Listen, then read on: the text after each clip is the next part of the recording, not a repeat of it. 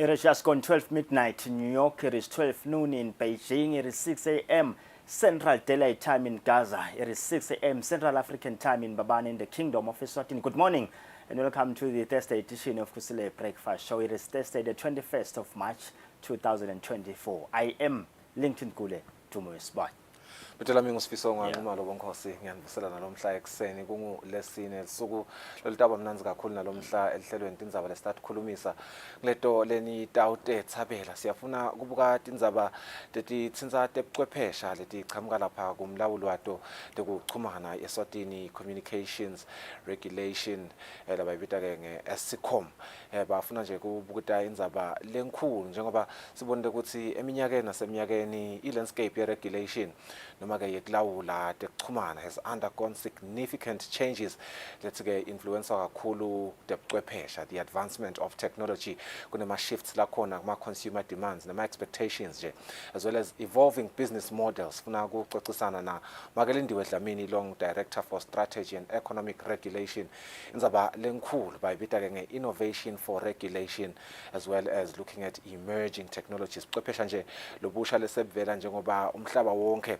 sewushakutela kuloluhlangothi lwetebuchwephesha. Sifuna kuva kakhulu indzaba ku-regulator njengoba miningi imithetho lekufuna ukuthi ibe khona kude tebuchwephesha titawuthuthuka kahle kube bete tonke tindzaba lebesitibuka nje letifaka ekhatsi bo cyber security tiningi letinhlangothi nje lesitawufuna ukukhuluma tiluba letahlukene sitakhulumisa ke naMakelindiwe Dlamini later on the program. Should be 7:30.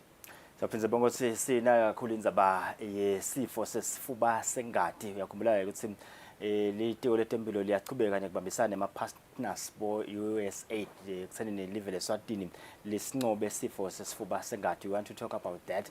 Kutabe-ke kunaleyo msebenzi we-commemorate lusuku lwe-TB. Also siteke nendzaba ye-TB in the mining sector. Maningi amaswati asebenza ngaphandle kwelive labuyako bese sekabana natifo lekufana nabo silicosis. Ngiyakhumbula nje ukuthi kunenhlangano yabamle bebasebenza emayini. Solo-ke ilo indzaba ukuthi labamle bebasebenza emayini abayitholele imali kubacompensate ngalokugula lebakuthola lemgodini.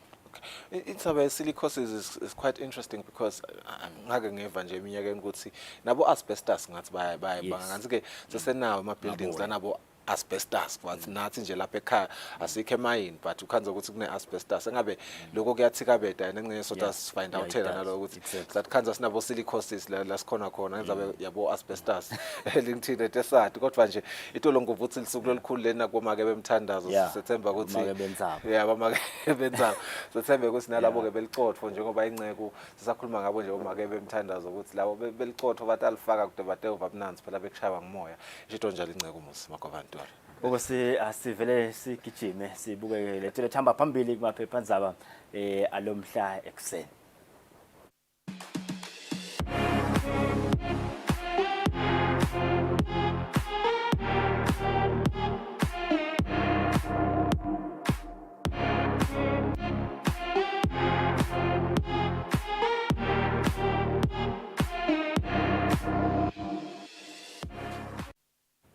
Kaze buka silasicala nje sicala nge-Times of Eswatini sibukeke letho lethamba phambili kulo lelo phepha zaba former FSRACO arrested kuthiwa ke uboshiwe umlangeni Sandile Dlamini. Indzaba lenkulu indzaba ka exponent kuthiwa ke ngazi wathola imali le 117,000 emalangeni kuma kickbacks bamfumbathisa ke waphindze wasita ke i-exponent ne-status capital kuthi ke bathole leyo license. Yena ke umlangeni usicha lapha nje sewendiwa nje scapegoat sebambhoqa ngemsobho lenyama ngakayidli ngendzaba esemaswati lahleke lethi malitawo umsebenzi ke sibona nesilo semhlaba sibusisa ke kuqala kwemsebenzi lomkhulu lapha ehlane King Cut Sword for multi-billion mega projects. Kuthiwa ke uhulumende sobekeke imali lenganga 20 million emalangeni akathi ubhadalela ngayo ema-deposits abhadeleleke abantwana beLungu. Drama is suspended MD arrives with security as status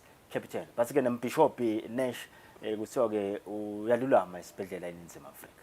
Sifisela kululama lokutawusheshisa speedy recovery for Bishop Nash khona SA Hospital. Sibuke etemidlalo Times of Eswatini. Making the leading story lomuhla ekseni as Eswatini misses out on ongoing COSAFA tournament. It is EFA's 3 million emalangeni dilemma. Country's football mother body unveils a plan to establish beach soccer arena. That's a very interesting development. Luhlangothini lwebhola kutemidlalo beach soccer arena. Kanti kulenye indzaba stalemate in schools Mbabane Derby. Kusile High School Sipho Sethu Hlophe kunasiyasithombe nangilogcumako nje ufuna kuheda nayibhola hurdles over a challenge from Mbabane Central High School sicela Musa Shongwe during the Eswatini School Sports Association Ball Games ledlalelwa ke ePrince of Wales Sports Ground eMbabane. Umdlalo lona bawudlalwa esukwini la eDolo. I can't stay in sinking Titanic according to Mavikana in Mbabane in the wake of the resignation of 3 board members of Athletics Eswatini. The association's public relations officer has also stepped down. Uthi akafuni kuhlala kulomkhumbi lomcwilako. Kathi-ke bokosina siqhubeka embili sibuka ke Eswatini Observer nabo bagijima ke ngayo indzaba yokuboshwa kwaSandile Dlamini losetheke libandla le-Anti-Corruption Commission makes fakes big arrest breakthrough cases.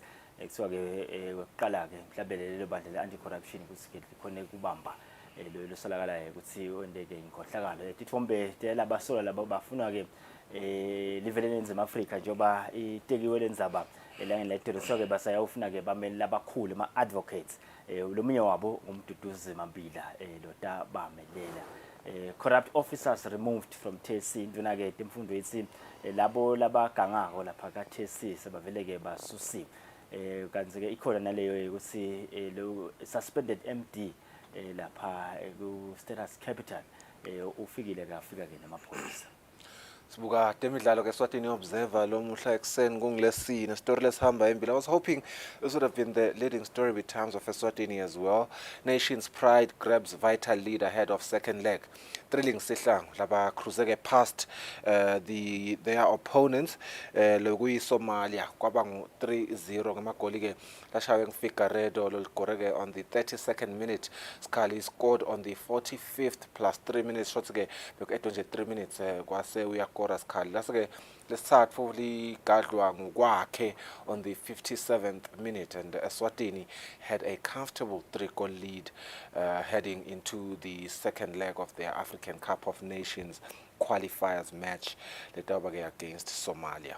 Siyabashayela tandla njengoba ke bashilo LinkedIn ukuthi vele basipromise ukuthi batawufike bawine lenayo campaign. Kanti kulenye indzaba shocker as Mavikane resigns from ngiyo ke indzaba nanaye lathi angeke asale kulomkhumbi angcwila uma lamanye ama board members aphuma kulowo mkhumbi loyo.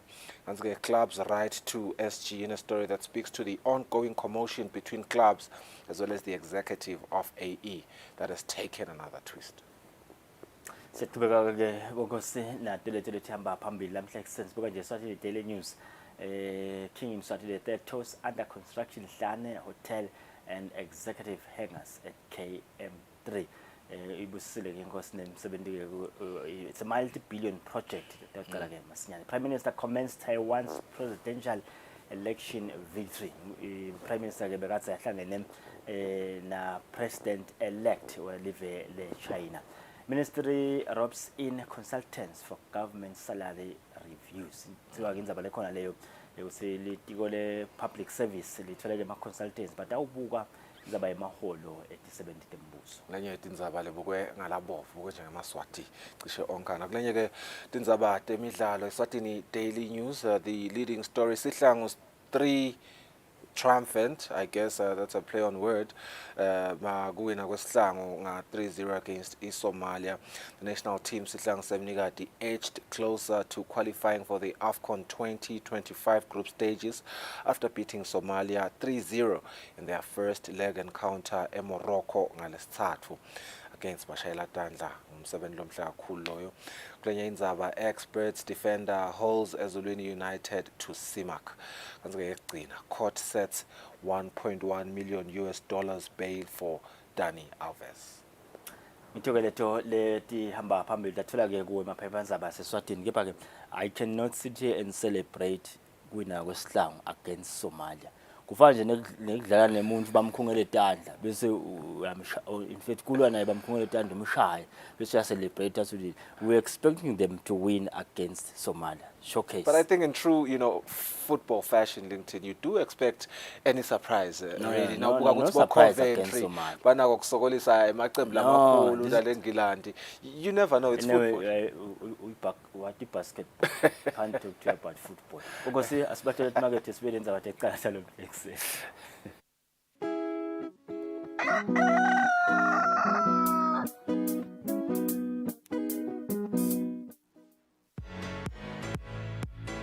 Catch Eswatini Lifestyle Friday evenings at 6:30 p.m. on Eswatini TV. And of course, this is Eswatini Lifestyle, and of course, this is your wonderful host, Kusile, meaning was here to give you nothing but the best of the entertainment and lifestyle scene in the kingdom of Eswatini. Get the trending stories with your favorite stars of Eswatini in fashion, showbiz, food, travel, and events. They say when you're in doubt, which color do you wear? Orange.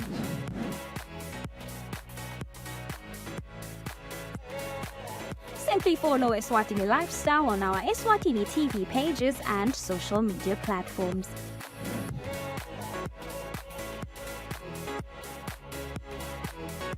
Don't forget to catch the show Fridays at 6:30 p.m. Repeat on Mondays at 9 a.m.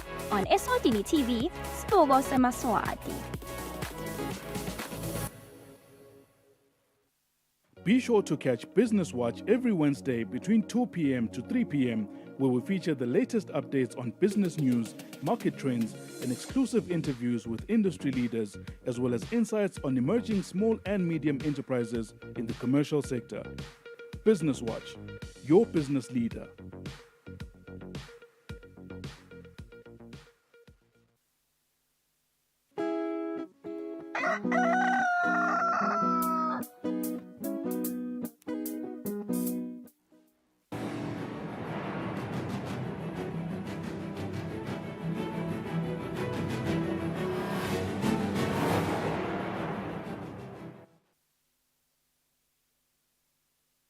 Kwelo muhla siphindze sikwamukele ehlelweni ubukela ikusile breakfast show yelusuke lwangalesine.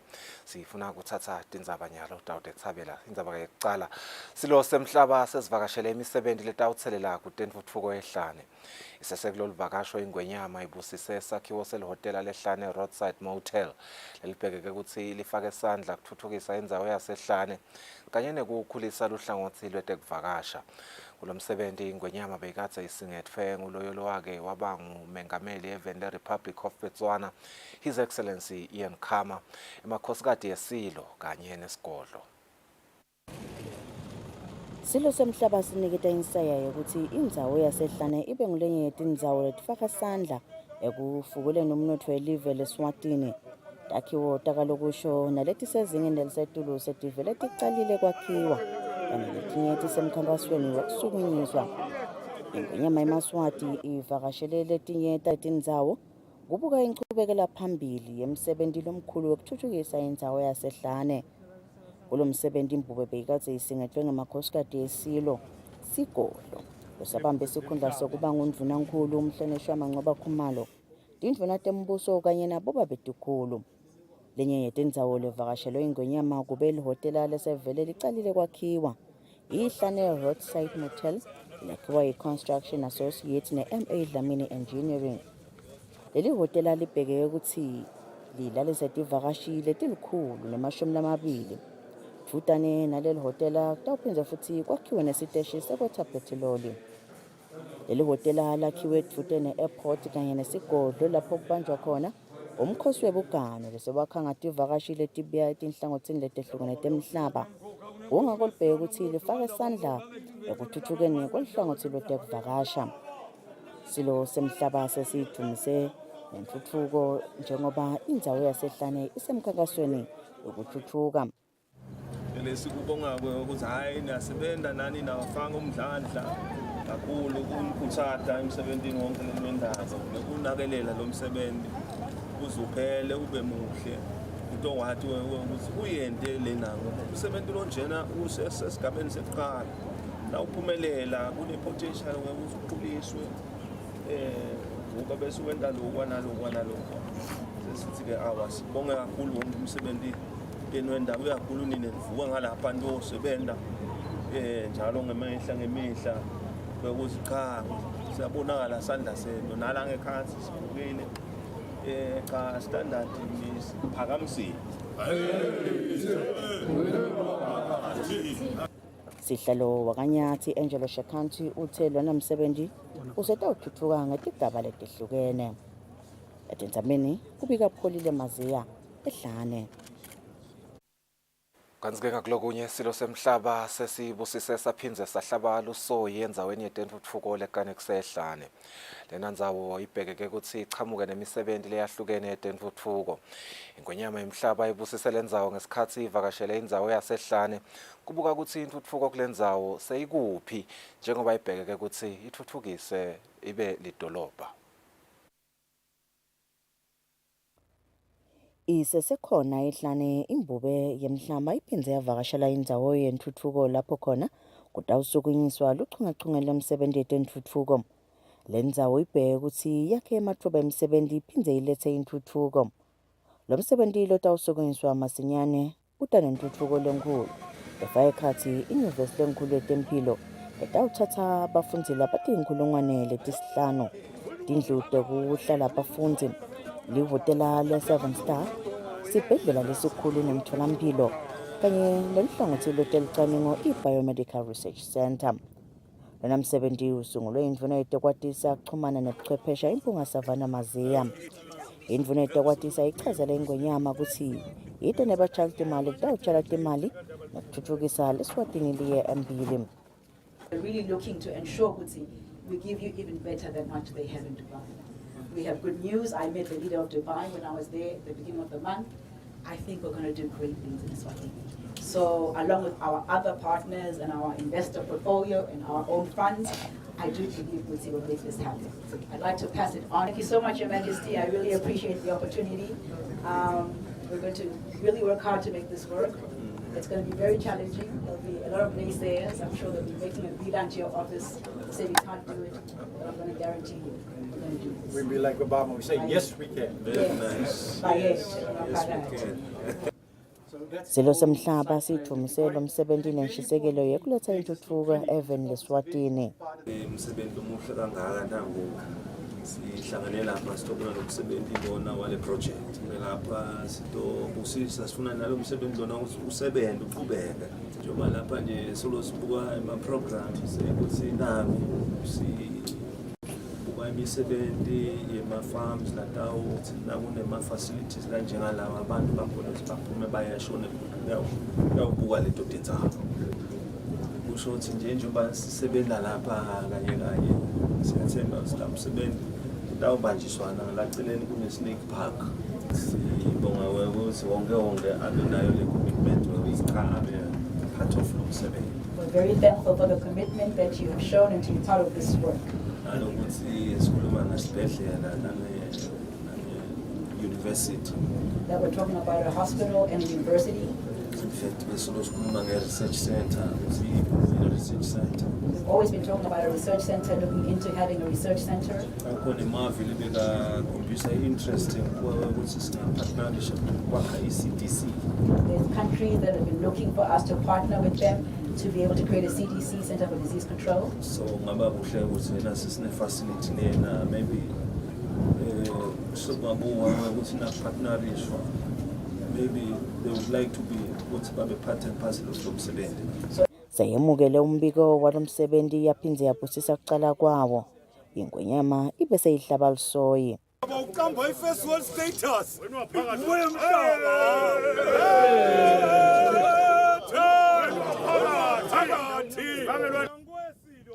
Yonke le misebenzi ibheke ukuthi ifeza umgomo neliphupho lengwenyama lekuthuthukisa live leSwatini.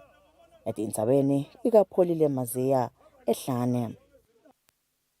Silo semhlaba sivakashele indzawo lapho kutawukwakhiwa indzawo lapho umkhicido welive utawuphumela khona pheceleti i-distribution center esikhumulweni setindiza iKing Mswati the 3rd International Airport. Ingwenyama bekatse isingethwe ngilowake waba ngumengameli welive leBotswana emakhosikazi yesilo kanye nesigodlo. Siba khona ube na 10 last dispatch. I purpose yale Silo semhlaba sivakashele sikhumulo setindiza iKing Mswati at the 3rd International Airport.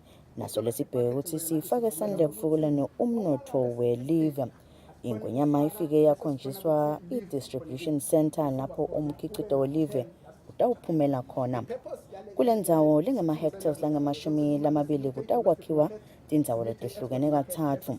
Kutawuba nendzawo letawugcina kudla kumanza, kube khona lapho kutawuba nematshe emakhada, nalapho kutawubekwa khona kudla endzaweni leyomile kushiyane ngokuthi lokho kudla kufuna kugcinwa kanjani kude kungonakali.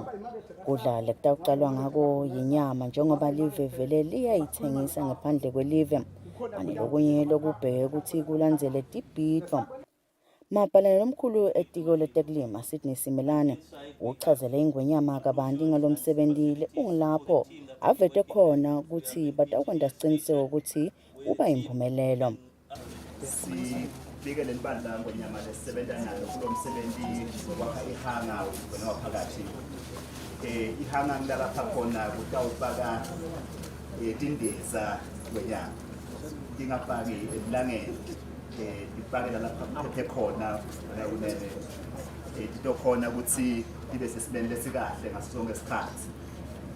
Ngonyama kule project lena sifinancewa yiTaiwan ngonyama manje nje kunemsebenzi labanawo ekhaya. Ingonyama iphindze yakhonjiswa lomunye umsebenzi wokukhulisa sikhumulo setindiza iKing Mswati the 3rd International Airport ngoba kunesidingo sekuthi tinkampani tetindiza tisitakale uma tindiza tehlele kubomakhelwane. Lemisebenzi isasukunyiswa seyivele yakhe emathuba emisebenzi esiveni semmango letrudane nalesikhumulo setindiza. Ingonyama ivusele tisebenti letisebenta lemisebenzi. Njengoba kufuna kubonakala ukuthi i-airport yakithi isebenza nendzaba tekhampo ngoba lemuyeni sifuna ngemikhulu kepha-ke ngekuthi ema-airport akithi ngokushoda ama-facilities agcina angasebenzi ukuthi-ke kuhle nasesitawuva ukuthi kahle nitayisukela le misebenzi lena vele niyakhe njengoba naku seniqalile bekunene sithi asidumise kumkhandla kwekuthi cha nemisebenzi nyawufuqa ngesigaba lesifanele. Utalenta ke live la kangwane lithuthuka kakhulu ngoba sonke sifuna live lithuthuke ngoba na kwanza imisebenzi kwanza nemathuba nalaba kalitholi ithuba lekungena emsebenzini balithola ithuba lokumqoka ukuthi thini lesesembili lesesivele silitholile lelo thuba silisebenzise ngesigaba lesifanele kwendele ukuthi kuvulelela nalabanye labatawuqhamuka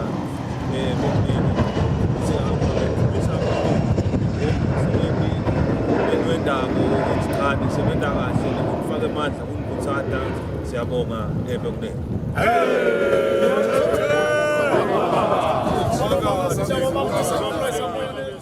Ingonyama ke inikete labenda lemisebenzi isibusiso sekuqhubeka nayo lemisebenzi. Etindzabeni kubika pholile Maziya esikhumulweni setindiza iKing Mswati the 3rd International Airport. Egameni lesilo semhlaba ingwenyama indlovukazi mhlekazi ihulumende nesive sonke semaswati umhlonishwa mvunankulu Russell Dlamini sewuhalalisele emengameli welive leRussia Vladimir Putin ngokunqoba likhetho lwamengameli kulela live. Mvunankulu uthi njengoba isive saseRussia sihlangene simunye ngenjabulo sihlangene ke simunye ngenjabulo emaswati nanawo amtsibi munye nesive saseRussia ekusihalaliseleni. Mvunankulu uthi laseSwatini litawuchubeka nekubambisana nelive leRussia futhi ke linayo inshisekelo yokuchubeka nekuqinisa ubudlelwane balamave lamabili. Mvunankulu ufisele emengameli Putin impilo lenze nempumelelo yasahola live leRussia. Kanti kulenye indzaba umhlonishwa mvunankulu Russell Dlamini sewudumisele lisekela lamengameli welive leTaiwan William Lai Ching-teng ngoba lukhetho lwamengameli kulela live. Unankulu uthi live leMaswati liwugatse ngalabovu umsebenzi wekufungiswa kwalomengameli lekubhekeke ukuthi ubanjwe mhla tinge-24 enyangeni yeNkhwekhweti eminyakeni losetulu. Unankulu unikete lomengameli itfo logcina ukuthi laseSwatini litawuchubeka liyisekele iTaiwan nangesikhathi sakhe asesehhovisi. Unankulu watise umhlonishwa William Lai Ching-teng kuthi silo inkosi Mswati wesithathu sineshisekelo lenkhulu yekubona budlelwane emkhatsini kwelakangwane neTaiwan bucina kuto tonkhe tinhlangotsi. Unankulu watise William Lai Ching-teng kuthi ujabula kakhulu ukuthi iTaiwan Stock Exchange kanye neTaiwan Carbon Solution basayine isivumelwano neSwatini Stock Exchange lekusinyathelo lesihlakaniphile lesitawutfutfukisa ke lamave lamabili. Siqhubeka naDonzaba indvuna ilitiko letasekhaya umhlonishwa uMphanenkosi lindiwe ithi ilitiko lide emandla ekumisa emsebenti bantfu labaphathekayo kugangeni ngesizatfu sokuthi abacashwa litiko. Indvuna beyikhuluma uma yetfula likomiti lelibuke kusebenta kwalelitiko endlini yetimphunga. Umbiko wekusebenta kwalelitiko weminyaka wa 2023-2024 kanye ke nemaphakelo alonyaka lelitiko. Yetfulela likomiti lelibuke kusebenta kwalelitiko letasekhaya, indvuna yalelitiko umhlonishwa uMphanenkosi lindiwe yetfule kutsi litiko kulomnyaka libheke kutsi ke lichubeke nemsebenti wekubhalisa sive ngelihlelo lwe-mobbing exercise kuletinye tinhlelo. Timphunga tibe seticela kucaciseleka kuyo indvuna mayelana netindzaba letitsintsa tekuphuma nekungena eveni. Yebo ke le DNA ivele ibangiyo siyathi netindleko litiko litsini kuyiformalize ukuthi ibe yinto letaba yi-prerequisite before umuntu anang aregister to avoid letinkinga letinjengaleti tinkinga tekuthi sisiselo bantwana lokunye sisiselo sithi ngoba besize sibe ngiforce sibe lithanzanyana lama informal crossings induna iwabuka ukuthi anjani ngoba simele ngazi ukuthi konke lokubi kuqhamuka lapho. Sikuva sisive lokho ukuthi umuntu agange la ambisele lombiselako abese umphushela kulenye elitiko sokuthi ahamba ayosebenza khona lo akana kubuyekela lokuganga lo muntu. Uma ngabe ngifike nga-aplayela i-document ngathi ngiyayidzinga ngathi angisayilanza abe ne-penalty noma sengilo 2 rand nje noma ngilo 5 rand bekuthi angikede kuloyo kodwa ngithide ngiyayidzinga lento seyilele lapha abaningi bantu bebayidzinga mina ngisayilanza sometimes abagcine nje bangakayilanza at all. Siwamonopolize njani lama events esive ngoba sesibonile ukuthi semakhulu impela aya-attracta in numbers kakhulu nebantfu labachamuka ngaphandle kwale live. Yini ke ama-services noma ndathi facilities la providekako for laba bekuhamba to make sure ukuthi batawushiya imali laveni to contribute to umnotfo kungabi nje ukuthi umuntu usemhlangeni uyabukela kuphela emva kwaloko sokuhambile.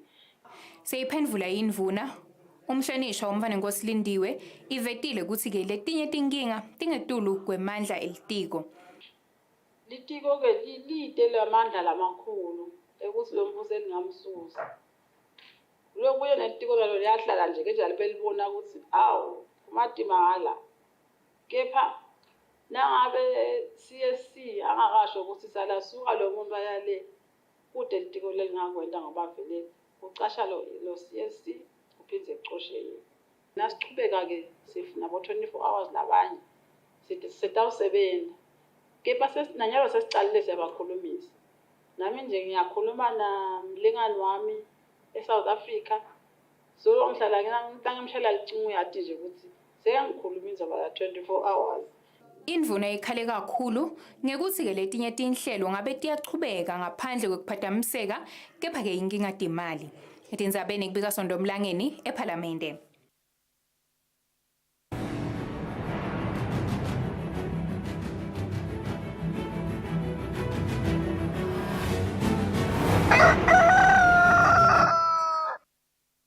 Kwezemidlalo mengameli wenhlangano lengamele ibhola kuleli Peter Simelana uthi lenhlangano seyiqala emalungiselelo ikhonile ke kuletha umdlalo webeach soccer lapha eVeni. Simelana uthi nakuhambe kahle emalungiselelo ekuba nalomdlalo atawuqala kulomnyaka lodako. Kwalo muhle sifike emaphathelweni endzaba tetfu tekucala sibahlole emarket masibuya mfumo wesibali ngithini Gule ucocisana nalabaqhamuka etiko letempilo mayelana nesifo sesifuba sengathi tuberculosis.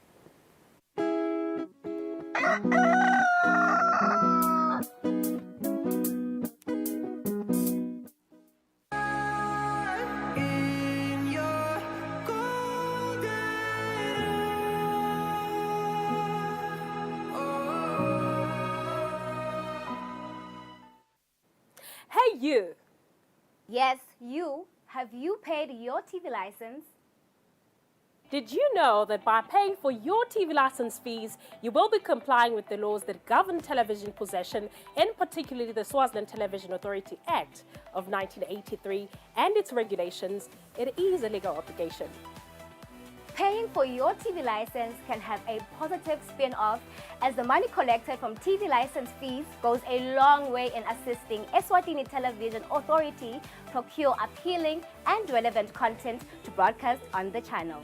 So now, these fees also increase purchasing of local content from independent producers, which helps ensure that the arts and film industry in the country is well supported thus far, ensures the creation of jobs for eMaswati. The payment of TV license fees goes a really long way in such endeavors as well as nation building.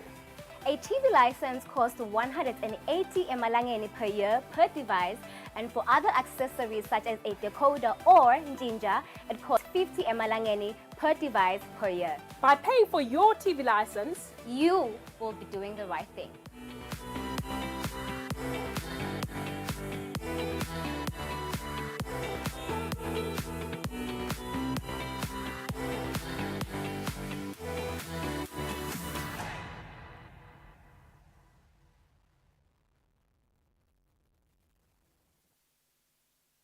Kude lesinye isikhathi ngaphandle kwalesi aba research bafunze. Being risky means ukuthi nalokuwa kwayo kulula. Nathi kufuna sente ukukhicita lokusemndeni.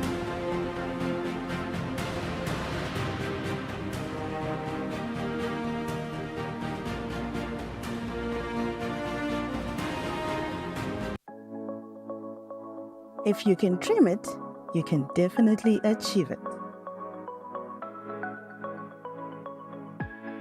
So we are saying to young people, go out there, explore the world, explore the possibilities.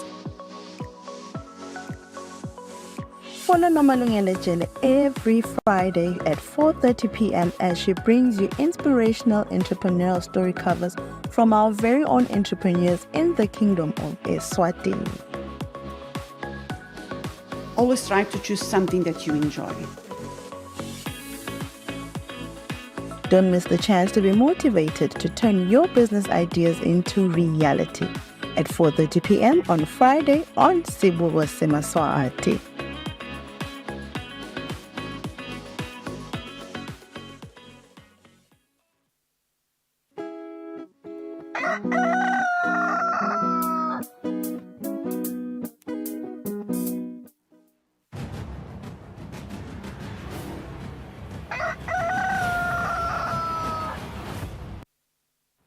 Bokose siyaqhubeka naloku ehlelo namhla ekseni usanza vulela umsakazo wakho ngomsakazo wetithombe Eswatini TV. There is the Thursday edition of Kusile Breakfast Show. Livela Eswatini ke bongosi nanalo solo lisemshikashikeni ukuthi lisitetse nya sifo sesifuba sengadi ikakhulukazi ke njoba akusinje indzaba yala kangwane kuphela nasibuka nje isadakho yonkhana nanayo isadakho ikhathatekile mhlambe ngaso sifo se-TB especially in the mining sector. Ngiyakhumbula ukuthi nala Eswatini ke tikhona tinhlelo ukuthi live lingenda njani kude eMaswati aphephe kulesifo labo labanaso balapheke kepha ke lotitaka abantu lenzaba leti ngolindiwe Dlamini bonke soqhamuka kulolu tiko lotempilo ngilele siconzana naye ngconje nasifuna kuteka indzaba ka-TB mlanga ngikuvusela ngikwamukele ehlelweni namhla ekseni angiyicale la lenzaba isifo sesifuba sengadi. ngoba mina ngake ngaba affected indirectly do lo ukuthi iburden kanganani i-TB eSwatini. Uma sibuka letibalo tetfu sikomperisha nje eminyakeni lendlulile iyehla. Kepha ke sikubonela ukuhla kakhulu ngaletikhathi te-COVID bo 2020 nje 2021. Kepha beyingehliswa ukuthi kude le TB beyihliswa ukuthi bese sinake kakhulu le COVID. 2022 2023 sesiyayibona futhi seyiyaphakama. Siyabona lokuthi vele le TB solo ikhona la even lethu la kaNgwane. Niyaqhamukele ma strategies ke tiko kwanze sinibeke 4-year strategies 5-year strategies nanyalo naso strategy nibukele ukuthi ndayisebenzela njani ke strategies le TB. Yebo sikhonile ke ku developer kwakha le strategy sethu 2023 le strategy le sithatha iminyaka lesihlanu shothi nje sa 2024 to 2028 ikakhulu lesikubukile njengoba sikhanze ukuthi inkinga lenkulu lesinayo nje silivela kaNgwane ngilokwe ukuthi asikhoni kubathola bonke labane TB banayo kepha asikhoni lokuthi sibathole ukuthi banayo. And lenye inkinga lesikhanzile ke ukuthi ukhanze ukuthi noma sesibatholile sebayashona sisabe lapha bangelapheki kahle.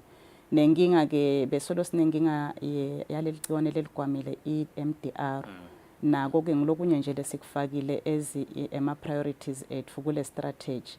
Nebantfana ke bantfana besinenkinga lenkulu yekuthi ukhanze nje ukuthi asikhoni ukumthola kahle umfana ukuthi une TB ngaloko ukuthi side kahle maybe lama skills silitiko letempilo naloko ke sifakile kutindlela letinye lesingadenda kuze ukuthi sikhone kumthola umfana ukuthi unayo iTB. Sibese ke sesingeda ngoba kulokunye ukhanze ukuthi labantu bafa nje balambile. Sibese ke sesiyacela nasetininini sakufaka kule strategy sethu ukuthi sifuna lokuthi bonke labane TB sibaphe lokudla. Live la sikhona khona nje nyalo lo ikakhulu nasikhuluma nje nga health kude kwanye indzaba yesikude philisi kude ini ingabe ngala ka TB do we have the treatment yini yokusita labo labana leso sifo? Uhulumende uyasithengela emaphilisi eTB kuba iba khona nje budget la yayibeke ukuthi la sitawuthenga emaphilisi eTB sinenhlanhla kakhulu ke thine silivela kaNgwane noma ukhanza ukuthi kulesinye isikhathi uhulumende uyikhiphile leyo mali ayisakhoni kwenela.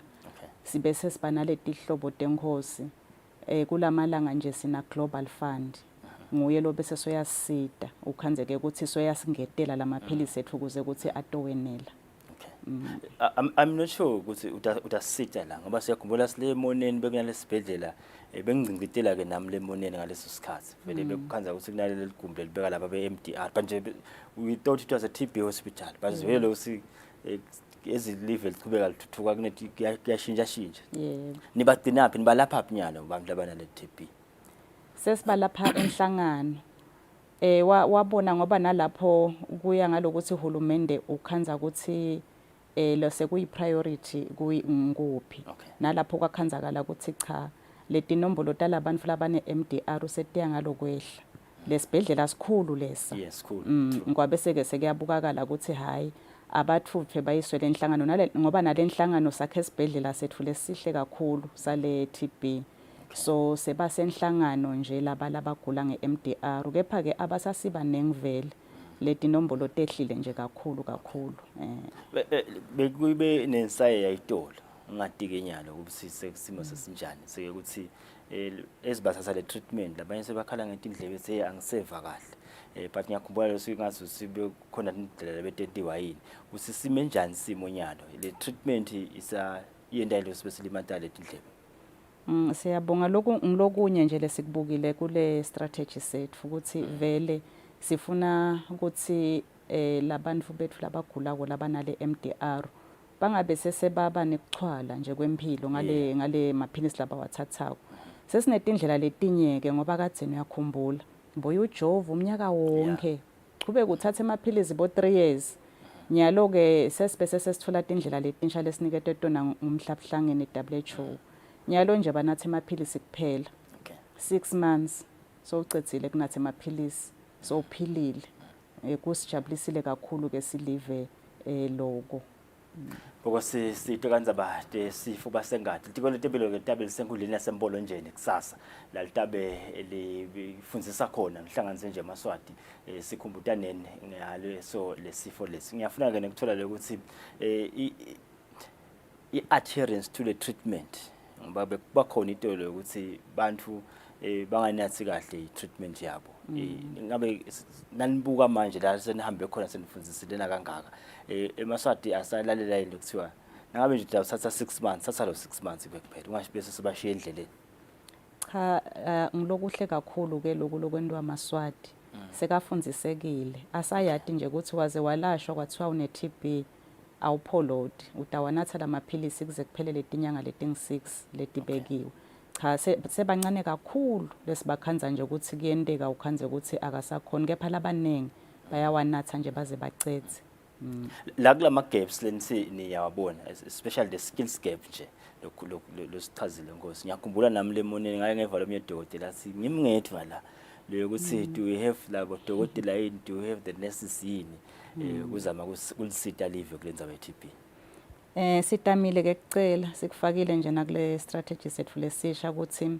sibe nabo labo dokotela nabo nurse lekuthiwa nje laba batawubuka le TB sibabekele etibhedlela uvumile ke na global fund ngoba kulokunye ukhanze kuthi uhulumende so ude kahle le mali ekholela tonke letisebenzi so kulokunye ke sikufakile ke la ka global fund wasisita ke global fund batawuchubeka nje babe khona abodokotela laba lapha TB babe khona nalabo bonesi la kulama region laba sibonela labantu labane TB bekune campaign mani Nkosi ngiyakhumbula mana ngeke ngahamba khona siseligongolweni yini banje le outskirts asesiteki la behamba khona namahamba nendlwana emakhaya kusendeka yini lokho la nifuna khona labo bantu labane TB kuyendeka lokho sikubukile nje nase si review asibuka lesa strategy lesiphelile sakhanza ukuthi velela labane TB sibathola kakhulu lengi phandle bancane bakho banengi bona laba esibhedlela kepha banengi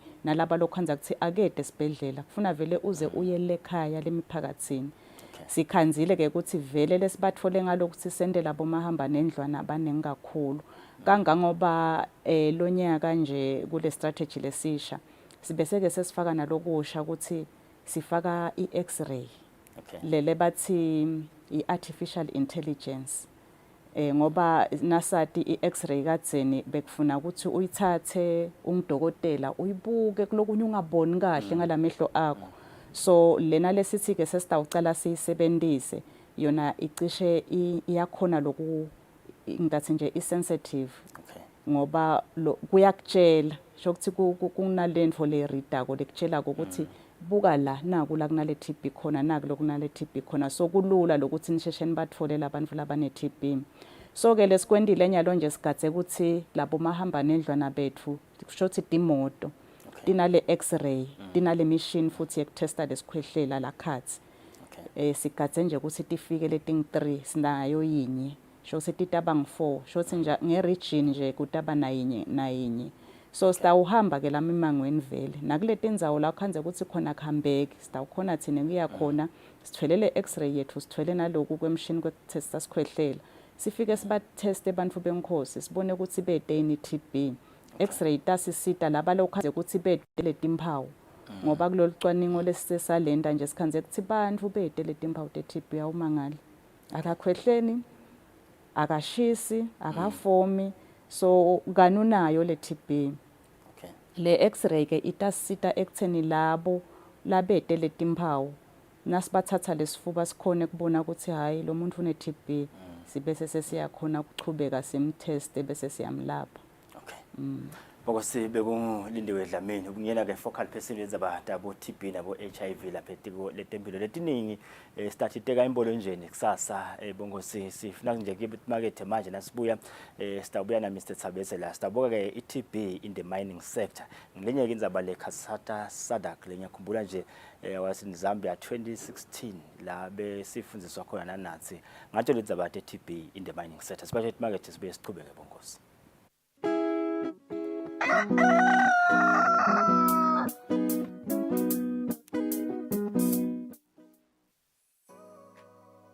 Renewal of TV licenses for 2024 is now open. Here is a quick reminder. A viewer's TV license costs 180 emalangeni per device. Other accessories such as decoders and set-top box cost 50 emalangeni per device. For traders and repairers, TV license costs 300 emalangeni per business area. And now, to pay your TV license, use these following methods. You can use MTN Mobile Money with the number 762222000 or dial *007 *3 *7 hash. Or you can use Eswatini Imali.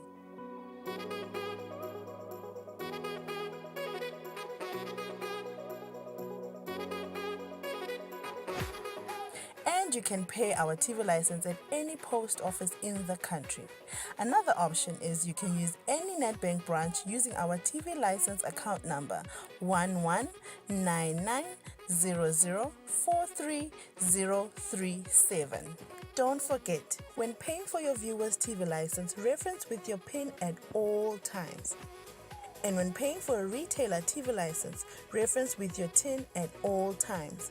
For more information, call us on 7802-4543 or 34050163 or 34020879. And you can send us a WhatsApp message on 762222000.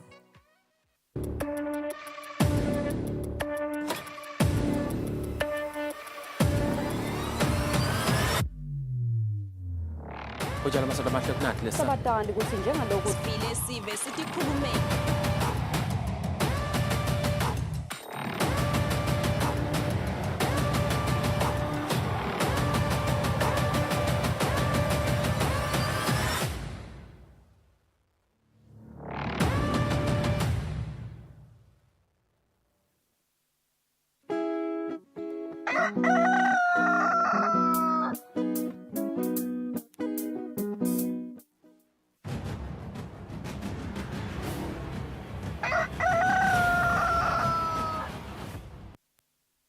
Bokose siyaqhubeka ke selo sidinde khona ka TB sifuna ke kubonye lo ehlangothini nje la dimayini yakubona ukuthi nga 2015 kune report ya World Bank la keeper wa veta nje sithombele sithi 40% webamle basebenza ke dimayini kakhulu kade eveleni nzima Afrika bakhanze sibabuya ke kubo Mozambique nala Eswatini naseveni le Lesotho SADC ke naye wayisukumela itulu lenzaba le ngiyakhumbula le ukuthi yabakhona le SADC declaration on TB in the mining sector.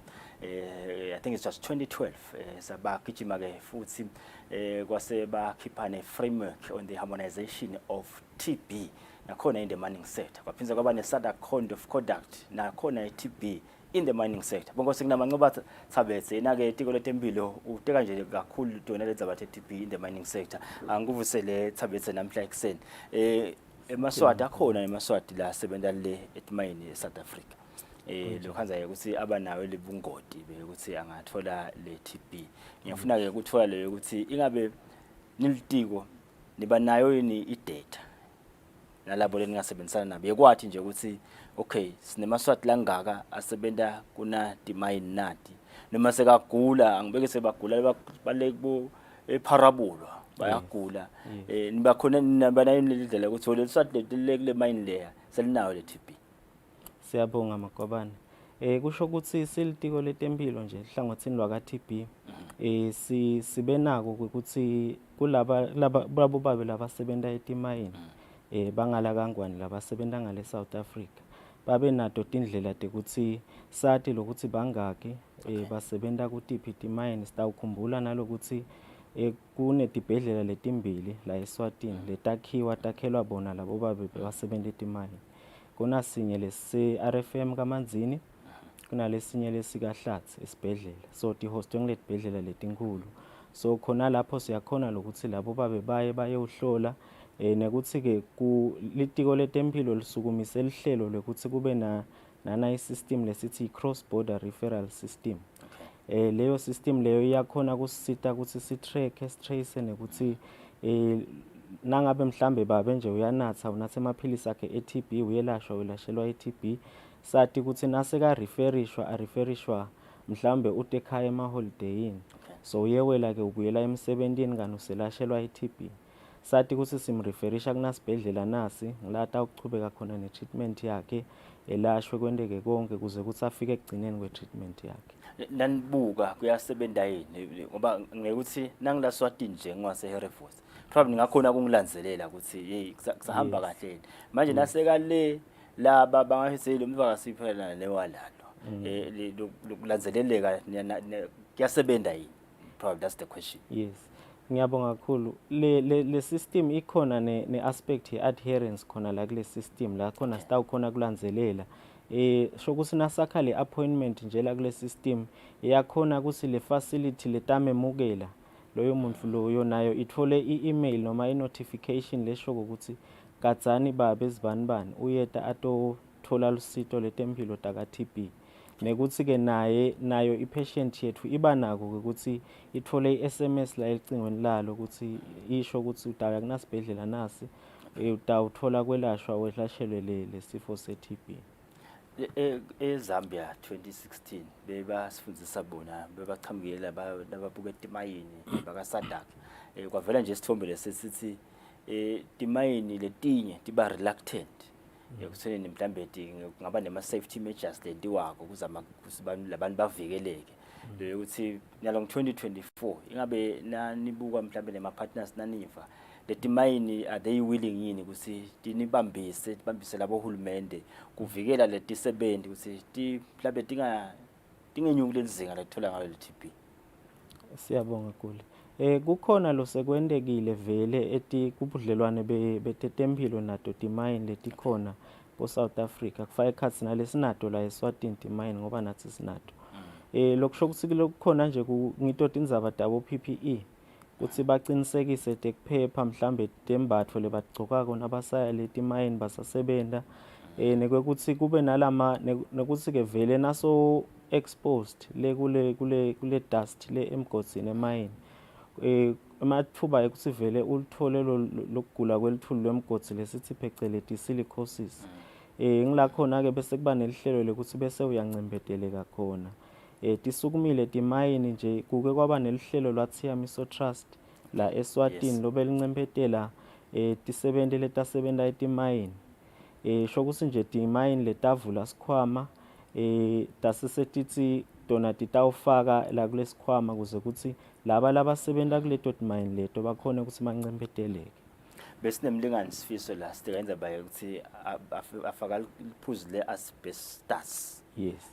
Kutheni mhlambe ngaba indzaweni akusike uyimayini ke le indzawo nje ekusebenta but kunale material le-asbestos ukuthi ngabe kule kusakhathata yiloko probably.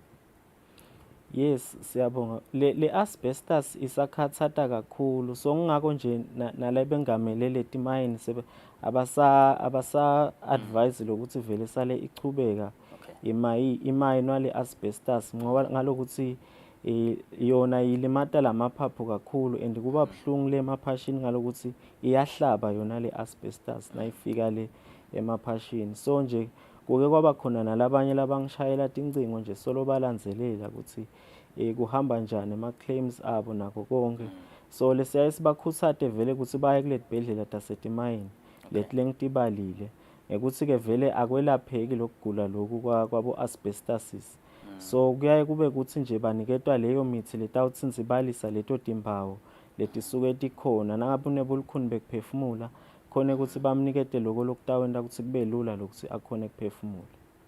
Nembala bonke sitshela yona indzaba kuba buhlungu ukuthi bese umuntu ubanjwa ukugula ukuthi mhlambe labo labamtashile abakendile isiqiniseko sokuthi uba yayo yonke imaterial ukuthi ke avikeleke likusasa ke lesuku bonke silapha nje sinje embolonjeni litiko tempilo tabe likhona nawe ngabe usembolonjeni nemaqiniselo ungafika uthathola lo ufundziswe ngoba ungayikhomba khashane kanti maybe in 6 months time tashala aceleni kwesithathu ngifuna nekuteka indzaba ye support man ingabe nenaka indzaba ye support basekeleke ula Eswatini nje utelena aliphasika liyeda utahamba esibhedlela athole leyo imithi yakhe ufuna phinza hamba buyele ayawuphanza but ke emotional support private family level iyakhuthateka yini kulabo labana nalokugula kwe-TB? Siyabonga kakhulu. Siyayikhuthata kakhulu nje i-support kulabo labalashwako labelashelwa i-TB. Siyacela nemindeni ukuthi ihlalisane nabo ibakhuthate ibe nabo kulolu hambo lokwelashelwa i-TB. Lona alisilolula. Kukhona nanaba lesithi ma-treatment supporters. Nakasalashwa lo muntu elashelwa le-TB. Lokhona ukuthi ahambe nawe yonke le ndlela yokwelashwa welashelwe le-TB. I just want to understand ukuthi ngabe vele ku dangisida kuyasida yini nginatha ngisebenza emayini nginatha amaphilisi e-TB nangisanatha phindze sekufuna ngishone emgozini we am going to be exposed again kuloko lensiba exposed kuko. Does it really help noma kufuna sinabanatha le mithi bangayi emgozini baze baqede treatment? Siya isikhuthade vele ukuthi nabasanatha le medication yabo siyacela lokuthi bangayi lemigodini. So kube kuthi ke ngibo bobabe labeva ngazuthi bangakhona lokusebenza. Uyaye bese soya kudokotela wakhe ke dokotela lo taba nguye lo shoko ukuthi cha usesimeni sekuthi ungakhona kusebenza kodwa ke bodokotela baye bathi ungasayi lephasa emgodini. Nangabe mhlambe leyo mayini leyo iyakhona ukuthi ikunikete umsetshentana longawenda la ngetulu kwemhlaba uyakhona lokuwenda than ukuthi uye lemgodini. So vele nathi siyayisikhuthate lokuthi bangayendi lemisebenzi letaba faka engotini ukuthi lo ligciwane le-TB lungase luphatamise lokwelapheka kwakhe. Lolungabanga ukuthi ibe sesiyagwama le-TB leseyimbambile ngenzaba ukuthi le timo lasebenta kito adikhona kubambisana nalamaphilisi lawa nathaka. Lembala washo World Bank ngalo 2015 ku report yakhe wasi lapha nje eNingizimu Afrika abantu abasebenza emayini not only eNingizimu Afrika kuphela bamnje abasebenza emayini kuthiwa 89% wabo banale TB kuphela nje bedele timpawu banako ke lebechazwa nguma ke Dlamini la angathi mabakubita nge-latent TB thabetha sibanga kakhulu ukuthi bena sinamhlekuseni semba sinawe tabu khona le indasi khona abantu lebesebenza emayini le bafuna ukuthi banibone abantu onikhulumisa saba kakhulu sibena sinamhlekuseni. Siyabonga kakhulu kule sengivala nje siyabonga kule ukuthi nisimeme kulolu hlelo ngilokhuthata nje eMaswati lasembolonjeni nemacenselo ukuthi umkhosi ukhona khona le ndasi embolonjeni enkundleni elibonjeni la khona sitabe sigubha lisuku lethu le-TB emhlabeni wonke ke ligujwa ngalomhla ka-24 ngalokuthi ungelisondvo sine silive la Eswatini sitagubha kusasa ngalesihlanu. So kutabe kune ma services nje noma tinsita tetempilo lesebenzisana nabo angeke bethi insita ka-TB kuphela. Kutaba netinhlelo letinye la khona eMaswati atawukhona ukuthi athole lusito ngekwe-TB. Njengoba shito nje make Dlamini sitabe sinale loli yethu le nale x-ray naloko kuhlola ema-samples pheceleti kuhlola sikhwehlela. Yes, so eMaswati nje atawukhona kuthola lolusito ngekwe-TB akhone nekufundziswa ngaletinye tinhlelo tetempilo ngaphandle kwale TB. Sithemba ke lokuthi eMaswati atawufika ukhathalele lokuyisita impilo yakho ngoba ngithemba sibatha kuphuma ngenombolo tabo kungabe ngilole ukuthi mhlambe bani baphuma ngenombolo tabo nakuthiwa kunemhlabeleli sibani bani namhlanje kuthiwa kuneloli inemishini leta khona ngisikuside ungaya nje uyohlola nabo shukela litiko liyakhuthatha ukuthi you must know your numbers uthole ke wathi kusimo sakho sempilo sibe kanje because sibathe ukuthi make sibuya ke singene ndzabeni tesimbi yesikhombisa lo mhlekuseni.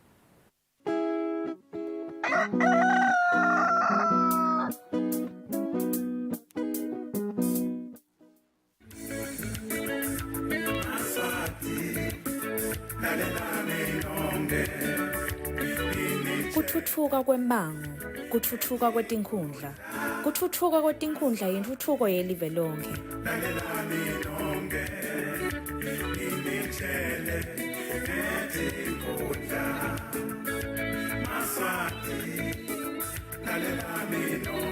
Thokotela luhlelo sive siyathuthuka nasikulethela intuthuko emimangweni njalo ngabo lesithathu nase ishaye yagabanca insimbi yesithupha kusihlwa. Sive siyathuthuka. Kude lesinye isikhathi ngaphandle kwalesi. Aba research bafunze being risky, it means ukuthi nalokuwa kwayo kulula. nathi kufuna sente ukukhicita loku kusembili.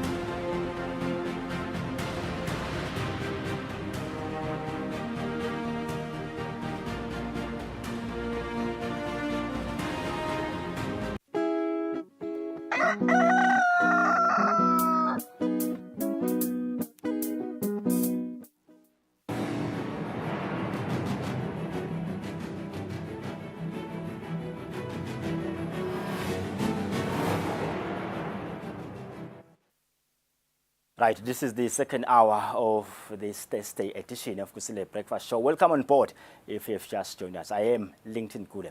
His Majesty King Eswatini III has taught development projects at Hlane. His Majesty taught the Hlane roadside motel, which is already under construction.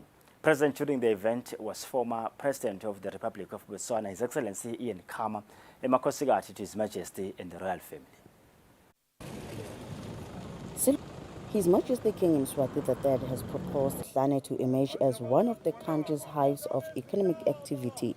State-of-the-art developments are already underway, while others are yet to be embarked upon. His Majesty King Eswatini III toured some of the projects just to check on how far the activity of developing Hlane has gone. Also present during the tour were the Makhosikati to His Majesty, the royal family, the acting Prime Minister Honorable Manqoba Khumalo, cabinet ministers and chiefs. One of the projects that the king toured is the Hlane roadside motel, which is already under construction, and it is constructed by the Construction Associate and MA Dlamini Engineering. The motel is expected to accommodate about 120 guests. The motel will also have a gas station constructed close by. The motel is strategically placed closer to the airport and closer to the royal residence, where the second leg of the Bukanu ceremony is hosted, which attracts a lot of tourists. His Majesty King Eswatini III has applauded this kind of development and further stressed that Hlane has to develop.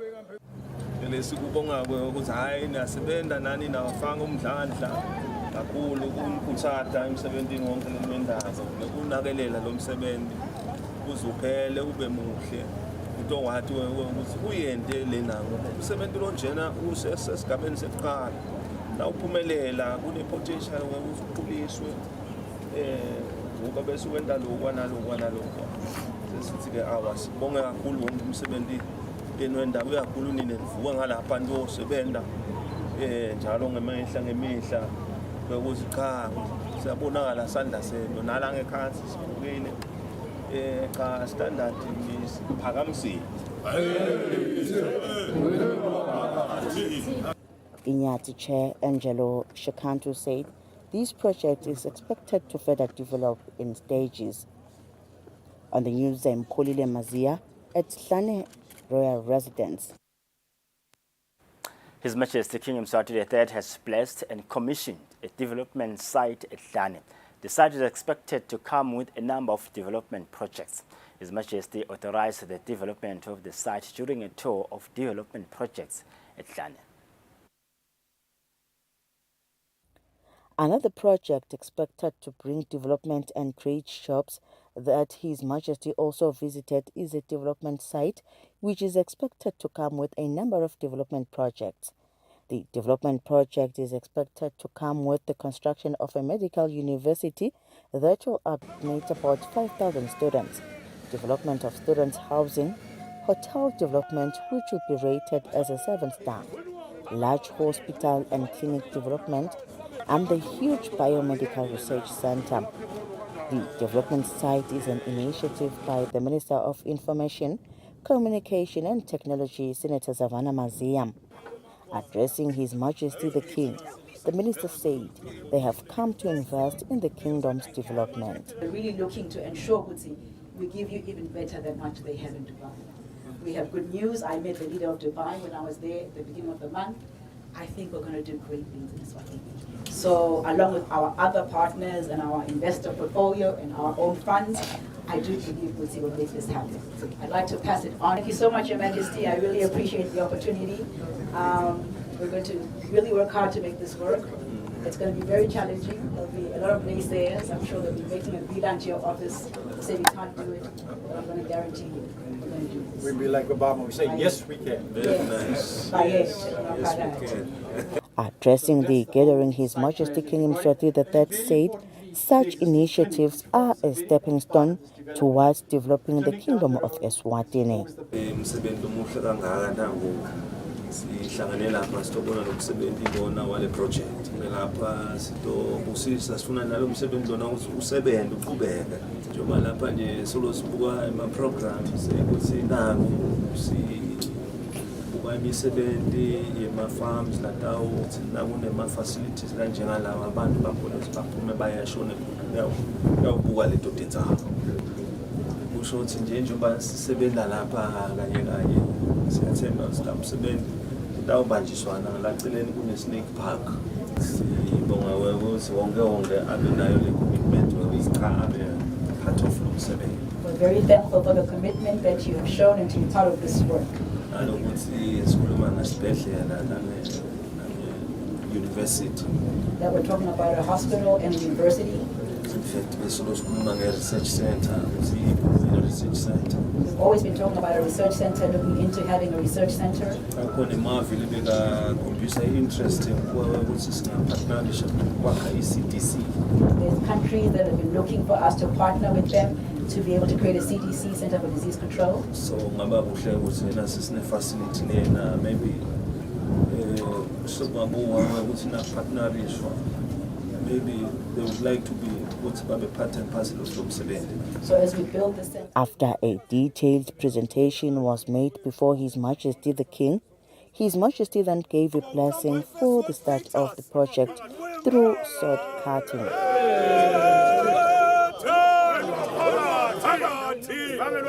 All these projects will make His Majesty's vision of developing Eswatini into the first world status come true.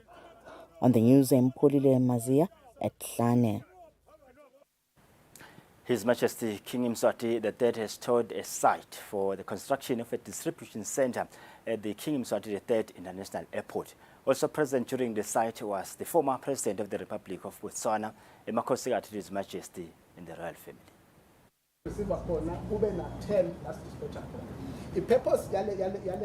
His Majesty King Mswati III visited the King Mswati III International Airport, which is also expected to contribute towards the development of the country's economy. His Majesty the King toured a site where a distribution center will be constructed at the airport. The project will be constructed in a 20 hectares land and it will be developed in different stages. It will have a cold room, a freezing room and a dry port. The products to be exported will be stored according to their different needs of storage. The country is expected to start distributions with meat, as the kingdom is currently exporting meat, and then other products to follow include vegetables and flowers.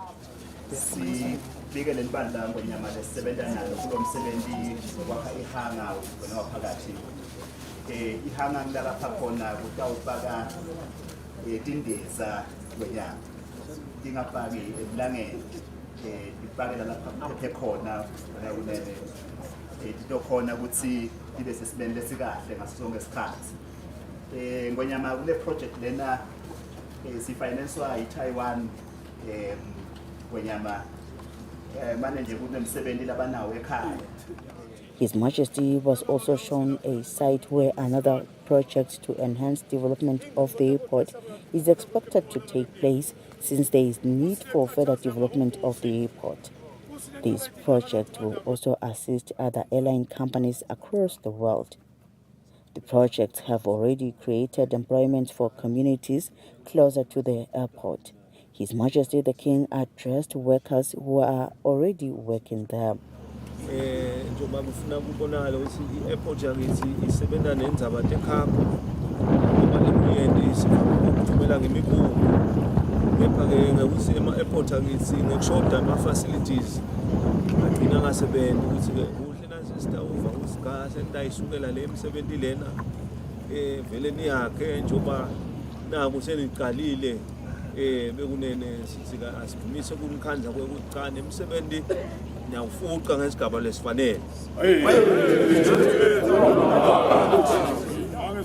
utalenta ke live la kangwane lithuthuka kakhulu ngoba sonke sifuna live lithuthuke ngoba na kwanza imisebenzi kwanza nemathuba nalaba kalitholi ithuba lekungena emsebenzini balithola ithuba lokumqoka ukuthi thini lesesembili lesesivele silitholile lelo thuba silisebenzise ngesigaba lesifanele kwendele ukuthi kuvulelela nalabanye labatawuqhamuka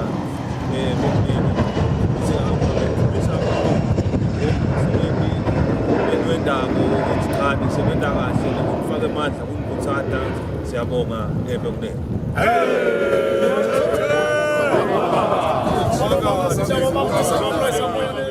His Majesty gave a blessing to the projects to continue successfully. On the news, I'm Polile Mazia at the King Mswati at the 3rd International Airport. On behalf of His Majesty King Mswati III, the Queen Manda, the government and the people of Eswatini, the Prime Minister Russell Dlamini congratulates the Russian President Vladimir Putin for being elected as the Russian President for a 5th term. As the Russian nation gathers to celebrate, reflect on the past achievements and plan for the future, the Prime Minister says Eswatini's desire is to further enhance and consolidate the bonds of friendship and cooperation that exist between the two countries. The Prime Minister wishes Putin absolute best of health, happiness and prosperity for the people of the Russian Federation.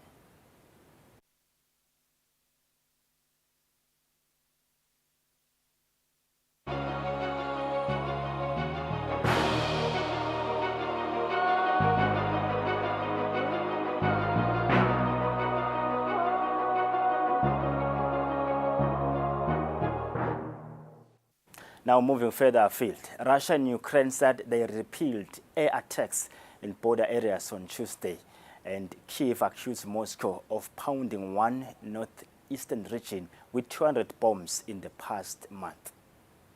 Dealing with the aftermath of a Russian strike is by now a regular duty for Ukrainian troops in Selidove in the eastern Donetsk region. In recent weeks, the town has come under repeated missile attack.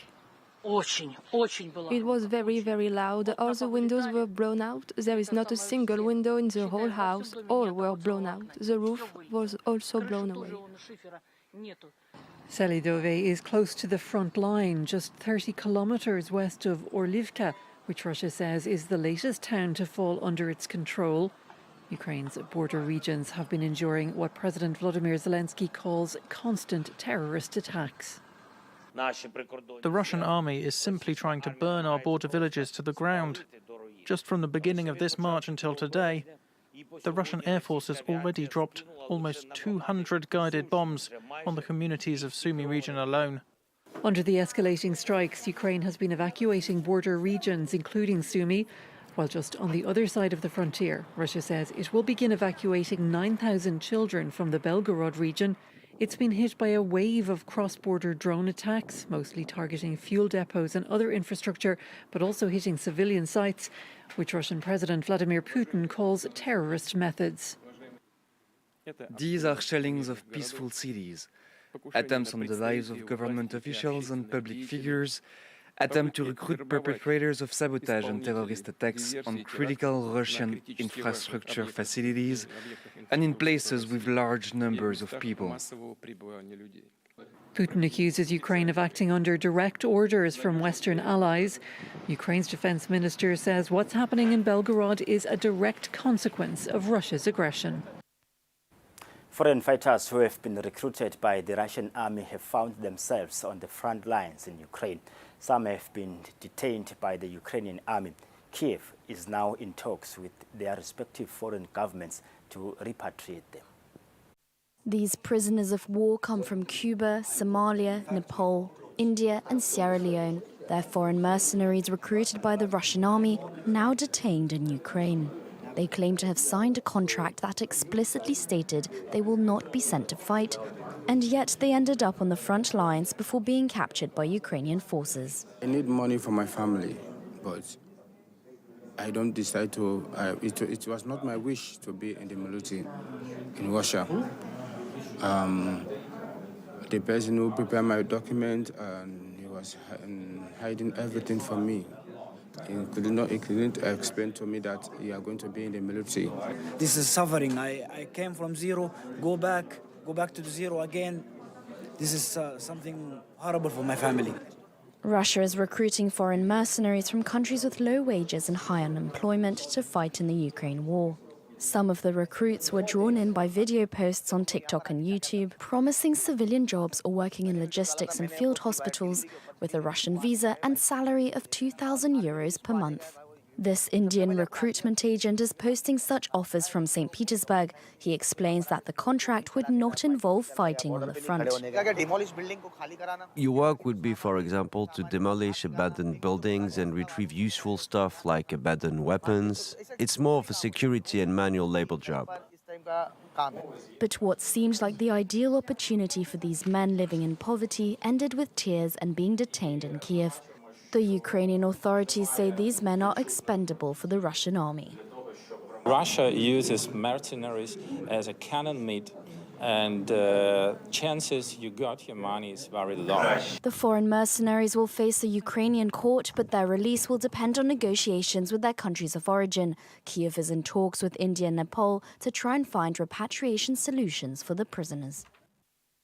Israeli Prime Minister Benjamin Netanyahu says he remains determined to carry out a Rafah ground offensive, despite US President Joe Biden's plea to halt the assault.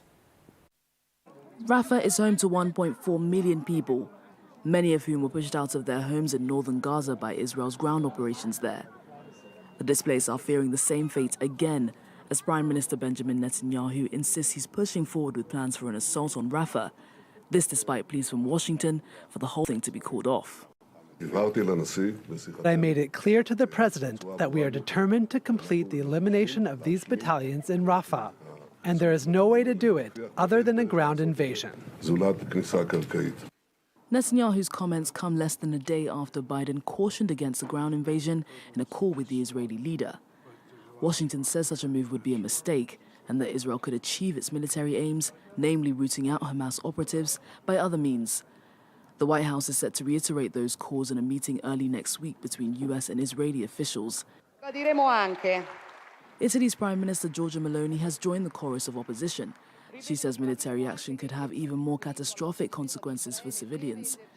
Qatar, a key mediator in ongoing ceasefire talks, fears the operation would also set negotiations back. We do believe, of course, and we have said this countless times, that any attack on Rafah would hamper any efforts to get a deal. It would be a humanitarian catastrophe within what is happening right now in Gaza. We are talking about around 1.5 million Palestinians crammed into 10% of Gaza. We already...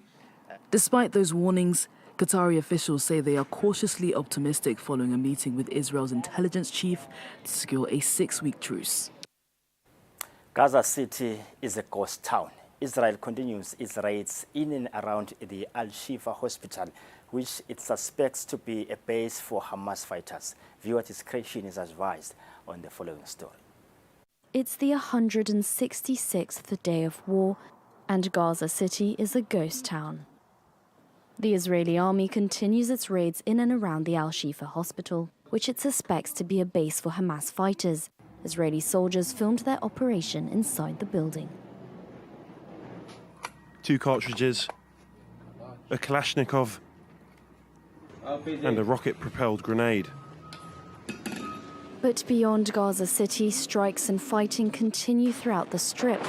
Those wounded in a strike on the Nuseirat refugee camp are rushed to this hospital in Deir al-Balah after Hamas reported dozens killed. Rafah in the south is still under threat of a massive ground invasion, the city being the main place of refuge for more than half of the population of Gaza.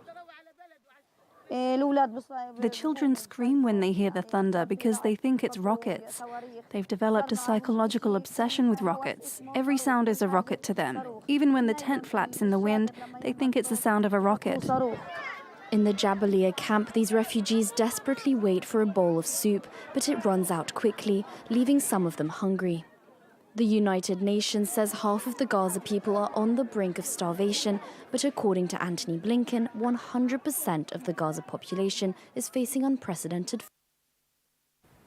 Briefing the Security Council, John Cook, the chairperson of the Security Council Committee, established pursuant to Resolution 1591 concerning the Sudan, reported an increase in violence against civilians in Darfur and violations of arms embargo. For almost a year, Sudan's paramilitary rapid support forces have been fighting the Sudanese army for control of the country.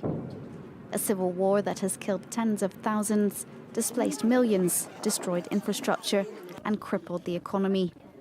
On Tuesday, the UN Security Council was briefed on an increase in violence against civilians in Darfur, in the west of the country, amid fears that a repeat of what the US called a genocide 20 years ago could be unfolding there. The panel updated the committee on increasing violence against civilians, including widespread cases of sexual and gender-based violence in the conflict across Darfur, particularly in the West Darfur. A CNN investigation found almost 700 men and 65 children were forcibly recruited by the RSF in central Al Jazeera state alone over the past 3 months. Eyewitnesses said the militia group is using withholding food as a weapon for recruitment, as well as torture and summary execution.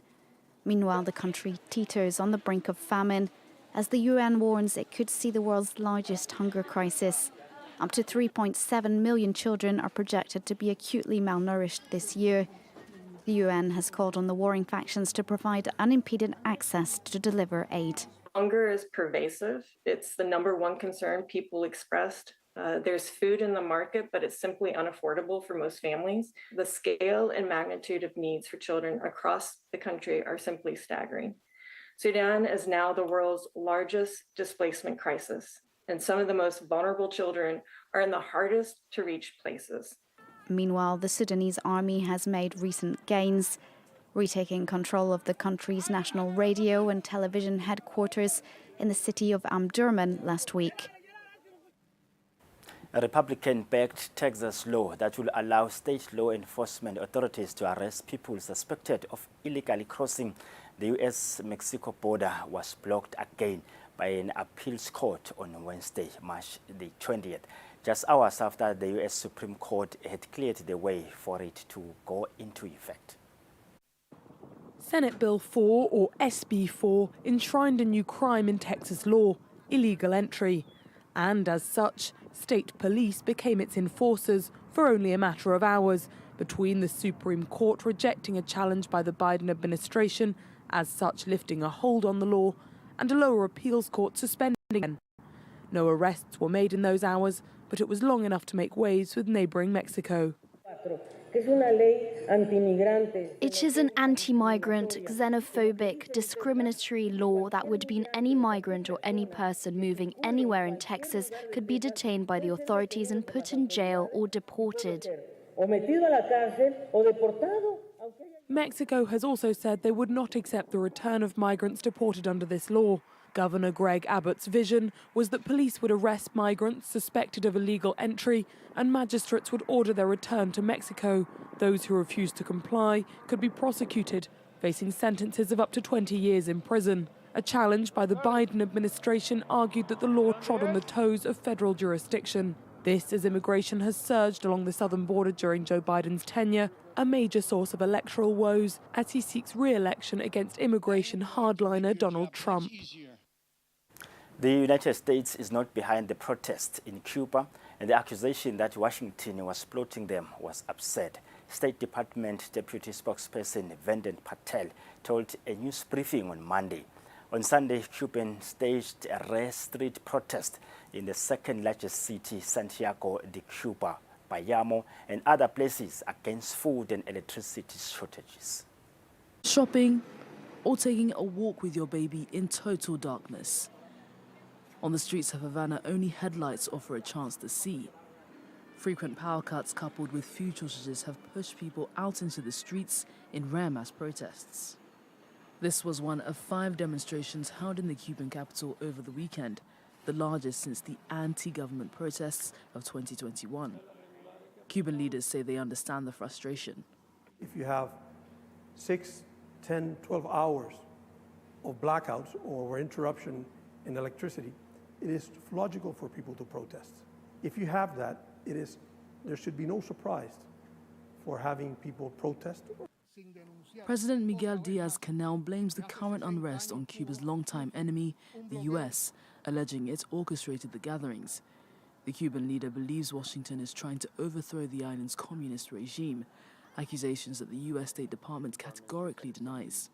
The United States is not behind these protests in Cuba, and the accusation of that is absurd. It's impossible to know how many Cubans live below the poverty line, as the government has chosen to not publish statistics. One thing is certain, food is in short supply. In February, the government announced it could no longer produce enough bread for the entire population. Brazil's police have recommended that Jair Bolsonaro be charged for the alleged forging of his COVID vaccination certificate, adding to the former president's panoply of legal woes. Throughout the COVID pandemic, the then Brazilian president Jair Bolsonaro scoffed at vaccinations, but federal police say he still wanted the benefits of a vaccine certificate. Following an investigation, they're calling for Bolsonaro to be charged for submitting false information to the public health database to make it appear he had been vaccinated against COVID-19. During questioning last year, Bolsonaro denied any knowledge of records being tampered with, but police maintain he and several co-conspirators plotted to falsify vaccine certs to obtain undue advantages. After he was defeated in the presidential election of 2022, Bolsonaro travelled to the United States, which at the time had strict vaccine rules for incoming travellers. He was still there in January 2023 when his supporters attacked the Brazilian Congress in a failed attempt to overturn the election. On X, formerly Twitter, Bolsonaro's lawyer called the accusations absurd and pointed out that his client had always been public about his personal opposition to the vaccine. He added that when he was president, Bolsonaro was completely exempted from showing any kind of certificate on his trips. This is political persecution and an attempt to void the enormous political capital that has only grown. It's now up to Brazil's Prosecutor General to decide if Bolsonaro will face a criminal trial at the Supreme Court.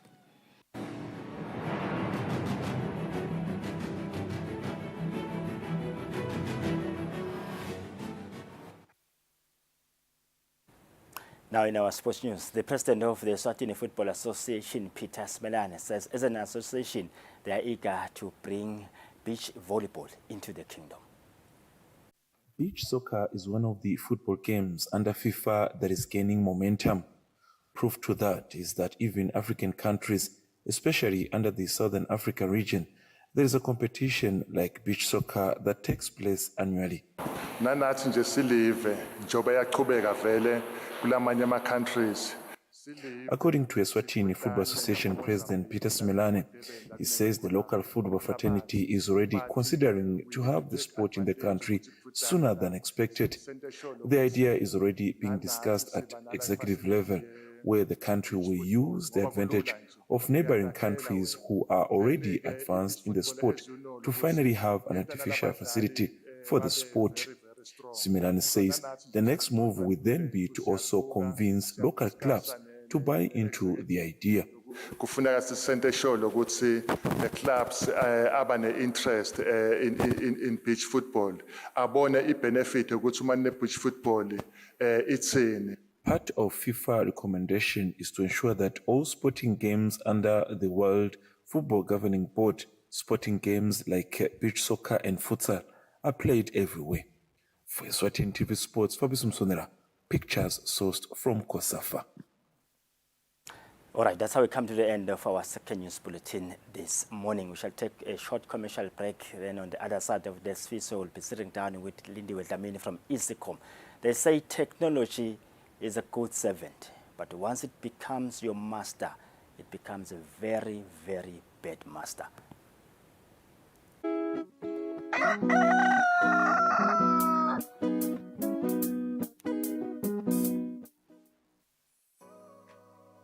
Renewal of TV licenses for 2024 is now open. Here is a quick reminder. A viewer's TV license costs 180 emalangeni per device. Other accessories such as decoders and set-top box cost 50 emalangeni per device. For traders and repairers, TV license costs 300 emalangeni per business area.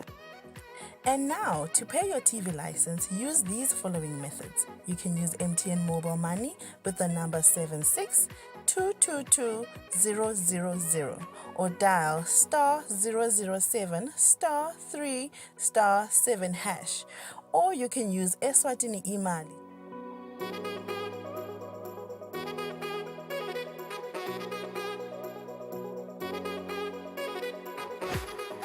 And you can pay our TV license at any post office in the country. Another option is you can use any NetBank branch using our TV license account number 119900430037. Don't forget, when paying for your viewer's TV license, reference with your PIN at all times. And when paying for a retailer TV license, reference with your TIN at all times. For more information, call us on 7802-4543 or 34050163 or 34020879. And you can send us a WhatsApp message on 762222000. Be sure to catch Business Watch every Wednesday between 2 p.m. to 3 p.m., where we feature the latest updates on business news, market trends, and exclusive interviews with industry leaders, as well as insights on emerging small and medium enterprises in the commercial sector. Business Watch, your business leader.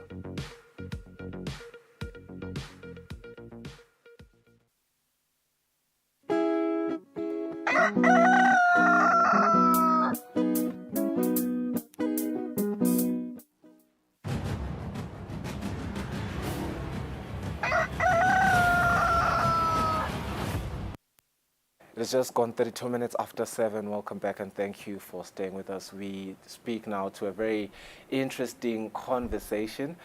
Just recently, the Communications Regulators Association of Southern Africa launched its strategic plan for 2023 up to 2028. It focuses on enhancing innovation in the regulation of the communications sector. And indeed, enhancing innovation in the manner that it is regulated is imperative in the increasingly digital and interconnected world that we live in. But for regulation to be done effectively and efficiently, there are serious and pertinent questions that should be addressed. Lindiwe Dlamini is the Director of Strategy and Economic Regulation at the Eswatini Communications Commission. She joins me now in studio to address the questions that are essential for this development. Nkosi, welcome to the program. Really happy to have you here today. What an interesting conversation looking at, the many developments that are happening around technology, artificial intelligence, the Internet of Things, really. And this particular development, Eswatini should be really proud to host this conference in the country. Perhaps, as you greet the viewers at home, my first question would be around the advancements in technology and, the shifts in consumer demands that are there. How do they inform regulation? Thank you very much for having me. I also want to say good morning to the viewers out there. And it is an honor and a pleasure for Eswatini Communications Commission this morning to appear on Kusile Breakfast Show, where we are going to be speaking to the issue of the conference that we are going to be hosting on the second week of April, wherein we are going to be discussing quite a number of issues. I must say that this is pegged to our annual general meeting. Okay. And Eswatini is hosting because we're going to be taking over chairmanship of the association. Moment. Yes. Yeah. So for us, it is a very exciting time when you look at the fact that we are 10 years since we were established in the country. So it is a milestone. But maybe I should add that this is not the first time that we are hosting. We hosted in 2018, but this is the second time that we're doing it. Yeah. Coming back to your topic, yes, we are going to be speaking to innovation, and we really want to discuss to see that how does regulation enhance innovation? Does it stifle innovation? Does it enhance? Does it create a conducive environment for people to be innovative in order for us to now advance? As you are rightfully saying that in Eswatini we seem to be a little bit behind when it comes to the areas that now we call them emerging areas in the technology space. Yes, our strategy does have a pillar that addressing emerging issues, but what remains is for us to see how do we then spread those around so that they permeate throughout the Eswatini and everybody takes them on, and we start being in the first world that we are aspiring to be at. It's quite interesting, as you know, you speak on the fact that you want to make sure that as you regulate, you want to make sure whether you are stifling the development or really improving it. Another fundamental question that I would say we are still wrestling with just around emerging technologies is, and that's a global thing that we're still wrestling with, is whether AI and the emerging technologies are a friend or a foe. I think the burning or the pressing conversation there is the issue of job losses and job displacements. You know, just from your own opinion and, you know, as you look around it, is it a friend really?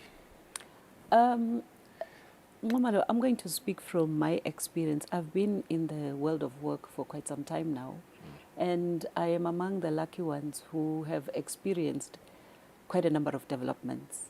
I think when computers first came, we were told that they're going to displace us and we're no longer going to be in the workplace, because everybody was chucking away typewriters to now use computers. Yeah.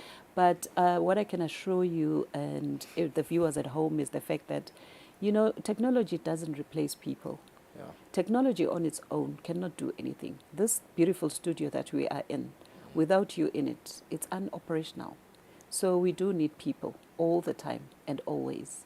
The only key thing that we need now to consider is the fact that we now need to equip ourselves to be on the other side and let technology assist us in being efficient and doing things better. But as for the fear of it getting rid of us, I think that one, from my experience, it's not there. And all that we need to do is to renew ourselves in order to continue to be relevant. Yeah. So that is where this word of innovation comes in. We need to be innovative to always ensure that we remain relevant. And again, circling back to your first response to my first question, in the sense of, you know, just the advancement of technology and it compelling for regulation, because really, if you think about it, the more we advance, the more it calls for, you know, regulation. Let's speak about regulation, particularly in the Eswatini context. We have seen some of you know, the developments that happen online. We have seen a lot of cybercrime and you know, everything that is really related to crime. And one wants to accept that most of the times where if there was a certain regulation that was put in place, it would have protected probably the person who can't solely made a clear situation there. I guess this one speaks to how important is regulation going to be, and what are some of the, you know, strategies that you want to put in place to really make sure that you indeed regulate the space. Yeah, we had i-regulation kahle akusilo into lesingayifuna siyibuke ngazuthi liphoyisa lelimele nje ukuthi liyagawula and all that. Kahle i-regulation needs to give us some safeguards just to ensure that we are safe, especially when we now start speaking about cyberspace.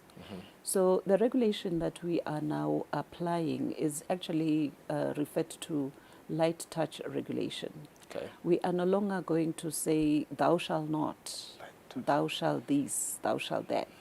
But instead, we're going to have those guidelines and those safeguards that are going to say, we need to be safe when we are in cyberspace.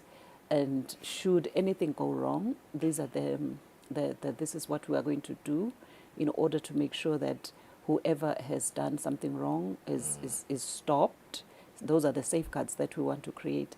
But really, I think regulation should now transcend the regulator's office and go to the people. That is where we want our society to be at, where everybody self-regulates. Because we have this thing of saying we want to create an enabling environment, not stifle development. Right. So the regulation that we have been doing in the past, which was concerned with building the infrastructure and creating the environment itself, is slightly ebbing away because we now want to relax the environment in order to allow more innovations to come in.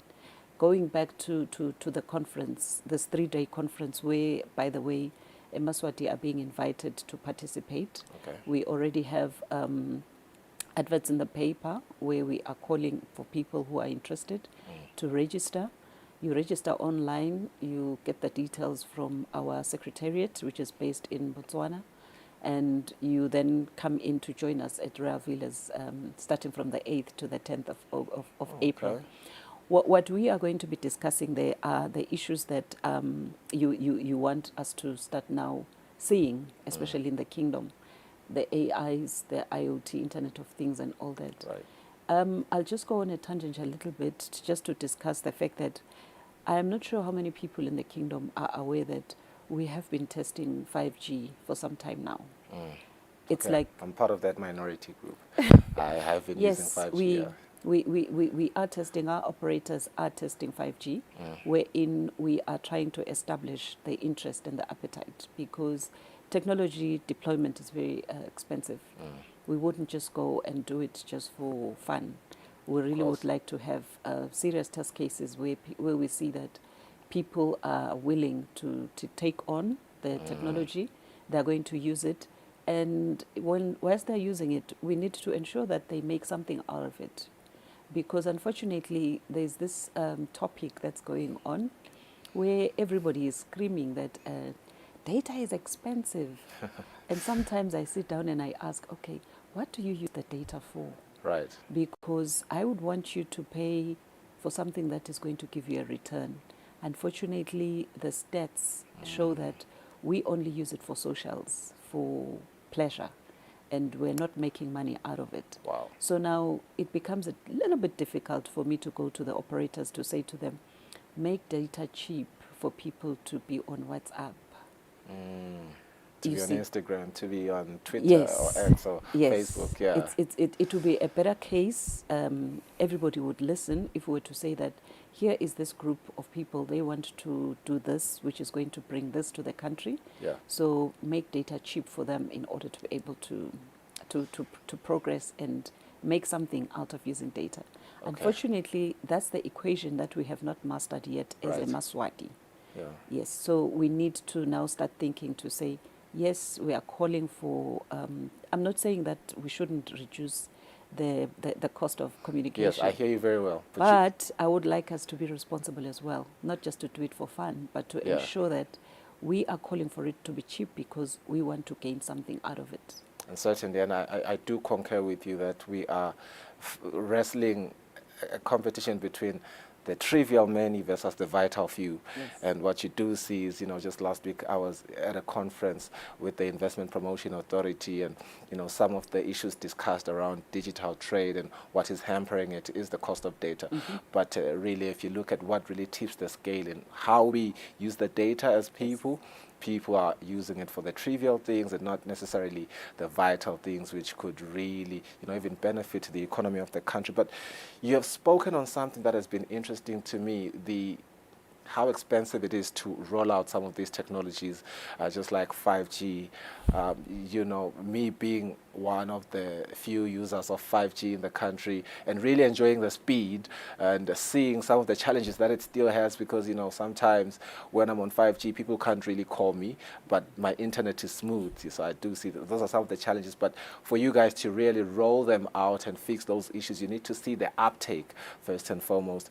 But I also want to look at other challenges that you have, particularly in regulation, that hinder innovation and transformation, just outside of it being expensive when you roll it out. I think the regulation is not so much of a challenge because as we are now having this conference within ourselves as regulators in SADC, we also affiliate to other international organizations. That is your ITU, International Telecommunications Union, which of course is the UN of telecoms. We also affiliate to CTO, which is the Commonwealth Telecommunications Organization. We do attend and we do have insights into what is happening in other areas, the jurisdictions that are ahead of us. So we're not lacking in that area, I can assure you. Okay. If Eswatini needs something, I can assure you that we'll be able to bring it in, because we do have this information at our fingertips. Yeah. Oftentimes people complain that we travel too much. Well, maybe too much is a little bit of an exaggeration. But when you look at the fact that we are the only regulator for telecoms in Eswatini, who else can we speak to other than other people? So those are the advantages that we have as a country. So I would assure the nation that we don't lack knowledge and information in those. The only challenge that we may have is the uptake of the technology. If it was brought to our shores, will we be able to use it? And then also, what will we use it for? You touch on 5G being data based as opposed to voice. If you notice, voice is slightly dying. It is. Everybody is using data, even for voice. Yeah. So yes, you will notice that happening with newer technologies. It is because we are following the trends. That is where the consumer is directing us, and that is where we are going. So you will find that as the 5G itself develops, there are going to be new innovations that are going to be brought in, which are going to either take over the place of voice or even make it unnecessary for you to speak to somebody like we are speaking now on voice. But as long as the data that you need in order to innovate and go forward, then would be happy to bring that.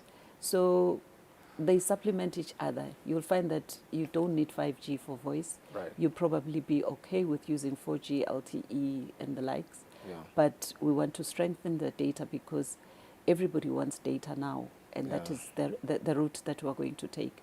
Well, when I say we, I'm talking about us in the sector. I'm not talking about us as the regulator, because this is work that is done by our operators, of course. But of course, we work together in ensuring that newer developments are brought into the country.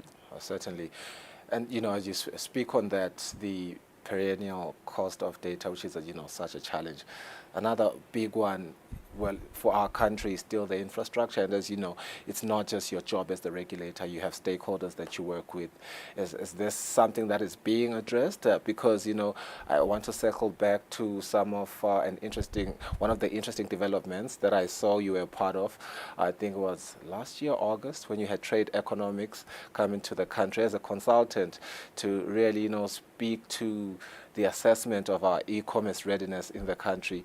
And one of the challenges there was, yes, the cost of data has to be addressed rightfully, as you have spoken, but also, just improve our infrastructure, the reach of our networks, in the country, and I suppose that also speaks to government's mandate of decentralization. Yes, that one would need us to have a much bigger time slot than KBS. Yeah. Because when you speak about infrastructure, I think as a country, we have neglected the communication sector, ICTs as it were. I'll give you an example. Government goes and builds a road, and then they do all these things. If it needs pro-base, they put pro-base. If it needs if it has to be a highway, government develops that fully. But government doesn't develop the infrastructure for communication.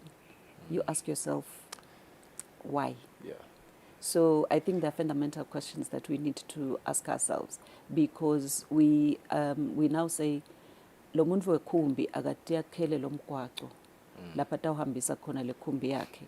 Kanti loya lo ngale mgwaqweni yena uvele nje ahamba athenga ikhumbi ayifake la emgwaqweni endimali. So uyabona lokho ukuthi atika layinani kahle letinto lokusho ukuthi kusenetindzaba lekufuna ukuthi live nje lona ngekwalo letikhulume when it comes to infrastructure rollout and ensuring that onge emaswati have e-connectivity.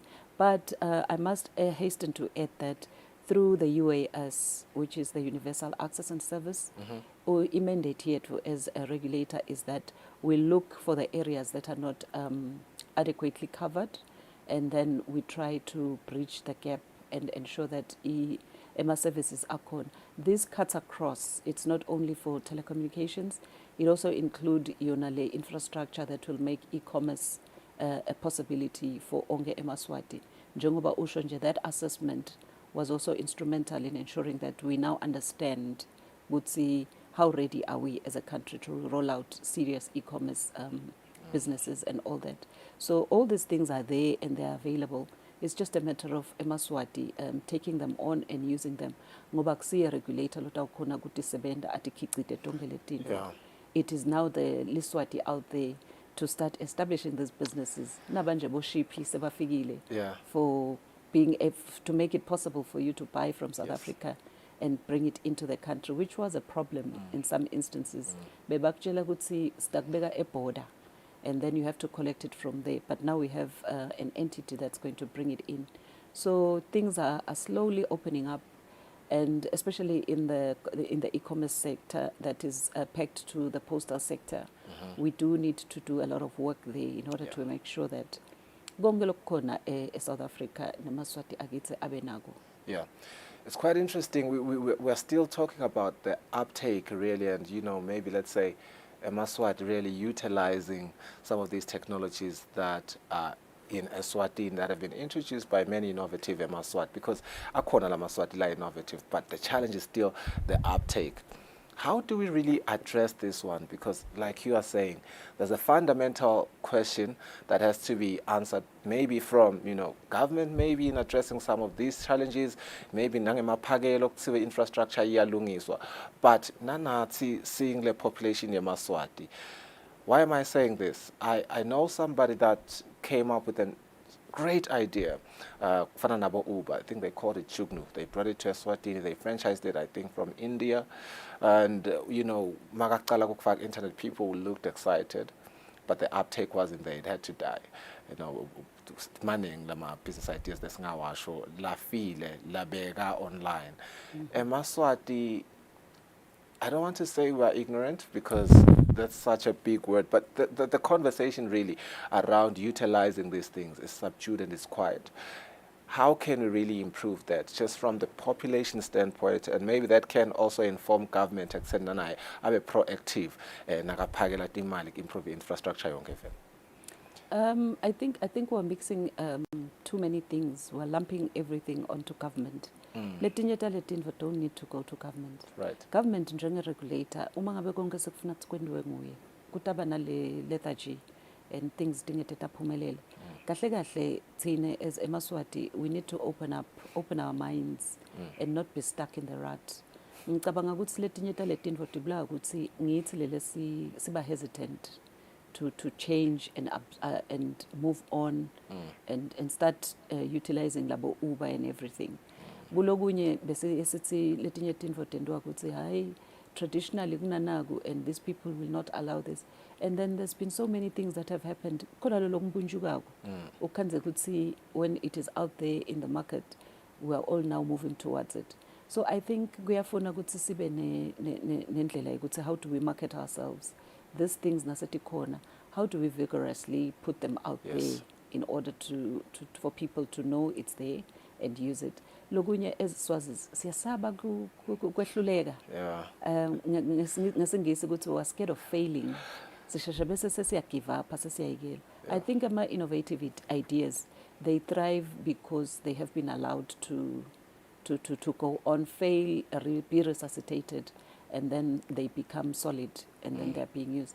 But going back to the to the conference, it's going to be interesting to see Eswatini TV and all other stakeholders to participate, because we're going to be talking about almost all the issues that are around emerging technologies, and we would like to hear from you. We will also invite a few members of the youth, where we want you to tell us that how should we regulate this industry in order to make sure that nalama ideas that you all have, they actually thrive. Because is to make sure that these things are brought to the attention of the of the populace so that kutokhona kusebenza. Otherwise, nathi we are aware ukuthi kuningi lokulapha ngaphandle. In some of them, we participate. We have these innovative challenges wherein we want those talents to be unearthed. But ke ngalokho ukuthi mandate yethu regulator, we can only stop at creating that platform, and thereafter it's for other people to take it on. I wish that our private sector would actually absorb a lot of these technologies and even assist in making sure that they come out there for people to be aware, and then we start using them, because sithi government all the time, because na government mandate yakhe siyayati ukuthi yini. Na sitawumela government, I think ngolo kunye lokutasibuyisela emuva.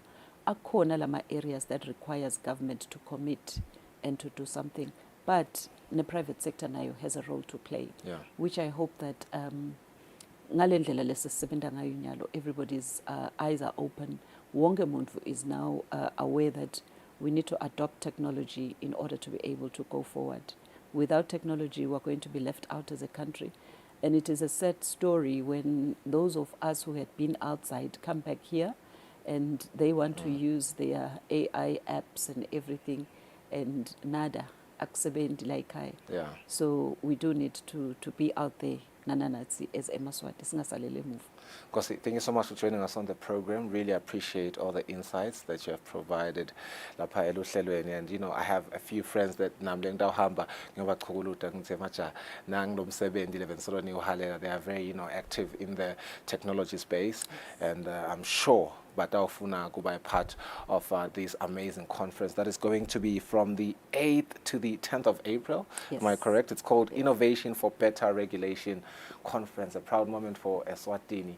Following what you said, Ngosiguti Gialanzela, after this, in terms of Lesaslaro, Leskulesa, Uslivela Angwan, sector Bangla, occupier, so Siba, Let Market, Star Valathlon, LinkedIn Kule after the break.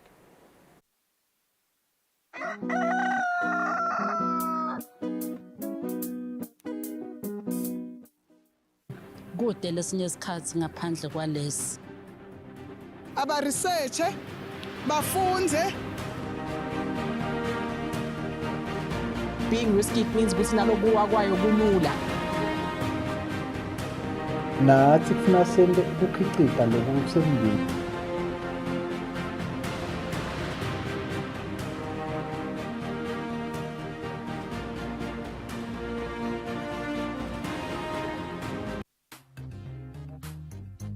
Sanibingelela malangela mahle, siyakhuleka kulo lonke live. Ngahambi ngethwana, ngihamba naye the fish. Gorilla, fish lethu abantwana. Unjalo mngani wami? Hayi ngiphele saka mngani wami. Haleluya. Awutshele sima. Ngoba sihlelo selishintshile lungena ngabani? Lishintshile mngani wami. Awukaboni? Ungiboni. Oh, Paul lishintshile mngani wami. Yangena Saturday 4:30 4:30 malangela mahle. Yangena hlelo. Bese luhlelo luphindwa ngalesine nga 12:30. Yelele adi yours.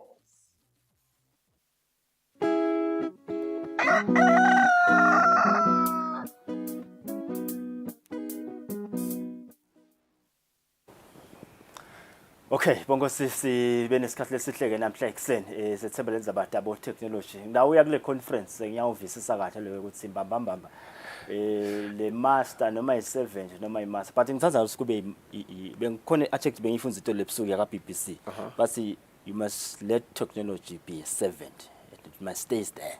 It's never going to be the master. I think Maya Dlamini explained it, it will never displace us really, because nana it's operate the computers of today itolo besi wabuka swesaba, you know, but si sakubeka sa advance. The computer will soon be archaic maybe, and there will be new technologies like out in outis was 70s. And if you think about it, computers have really helped us. Utina uhambile uhambena bonvunankulu LinkedIn is khona ukuthi sikufake emoyeni ngabo Zoom. Those things now ungakhuluma nato itolo khokho bethu ukuthi dingendeka bangathi hey siyasithusa nyalo balingisele mentality yakho yase Hereford, but siyethemba ukuthi indwawo isaqhubeka bonke base Hereford nabo bonke nje labasayisaba technology but we embrace. But lokukhulu le conference itabi khona from the 8th to the 10th of April silabe sikhona LinkedIn. Boko sinisale kahle nibe nelisuku loluhle lomzala wathi insuku asilonze sibona nekusasa boma ke bemthandazo nibe nelisuku lomhle namhla ngalwesine.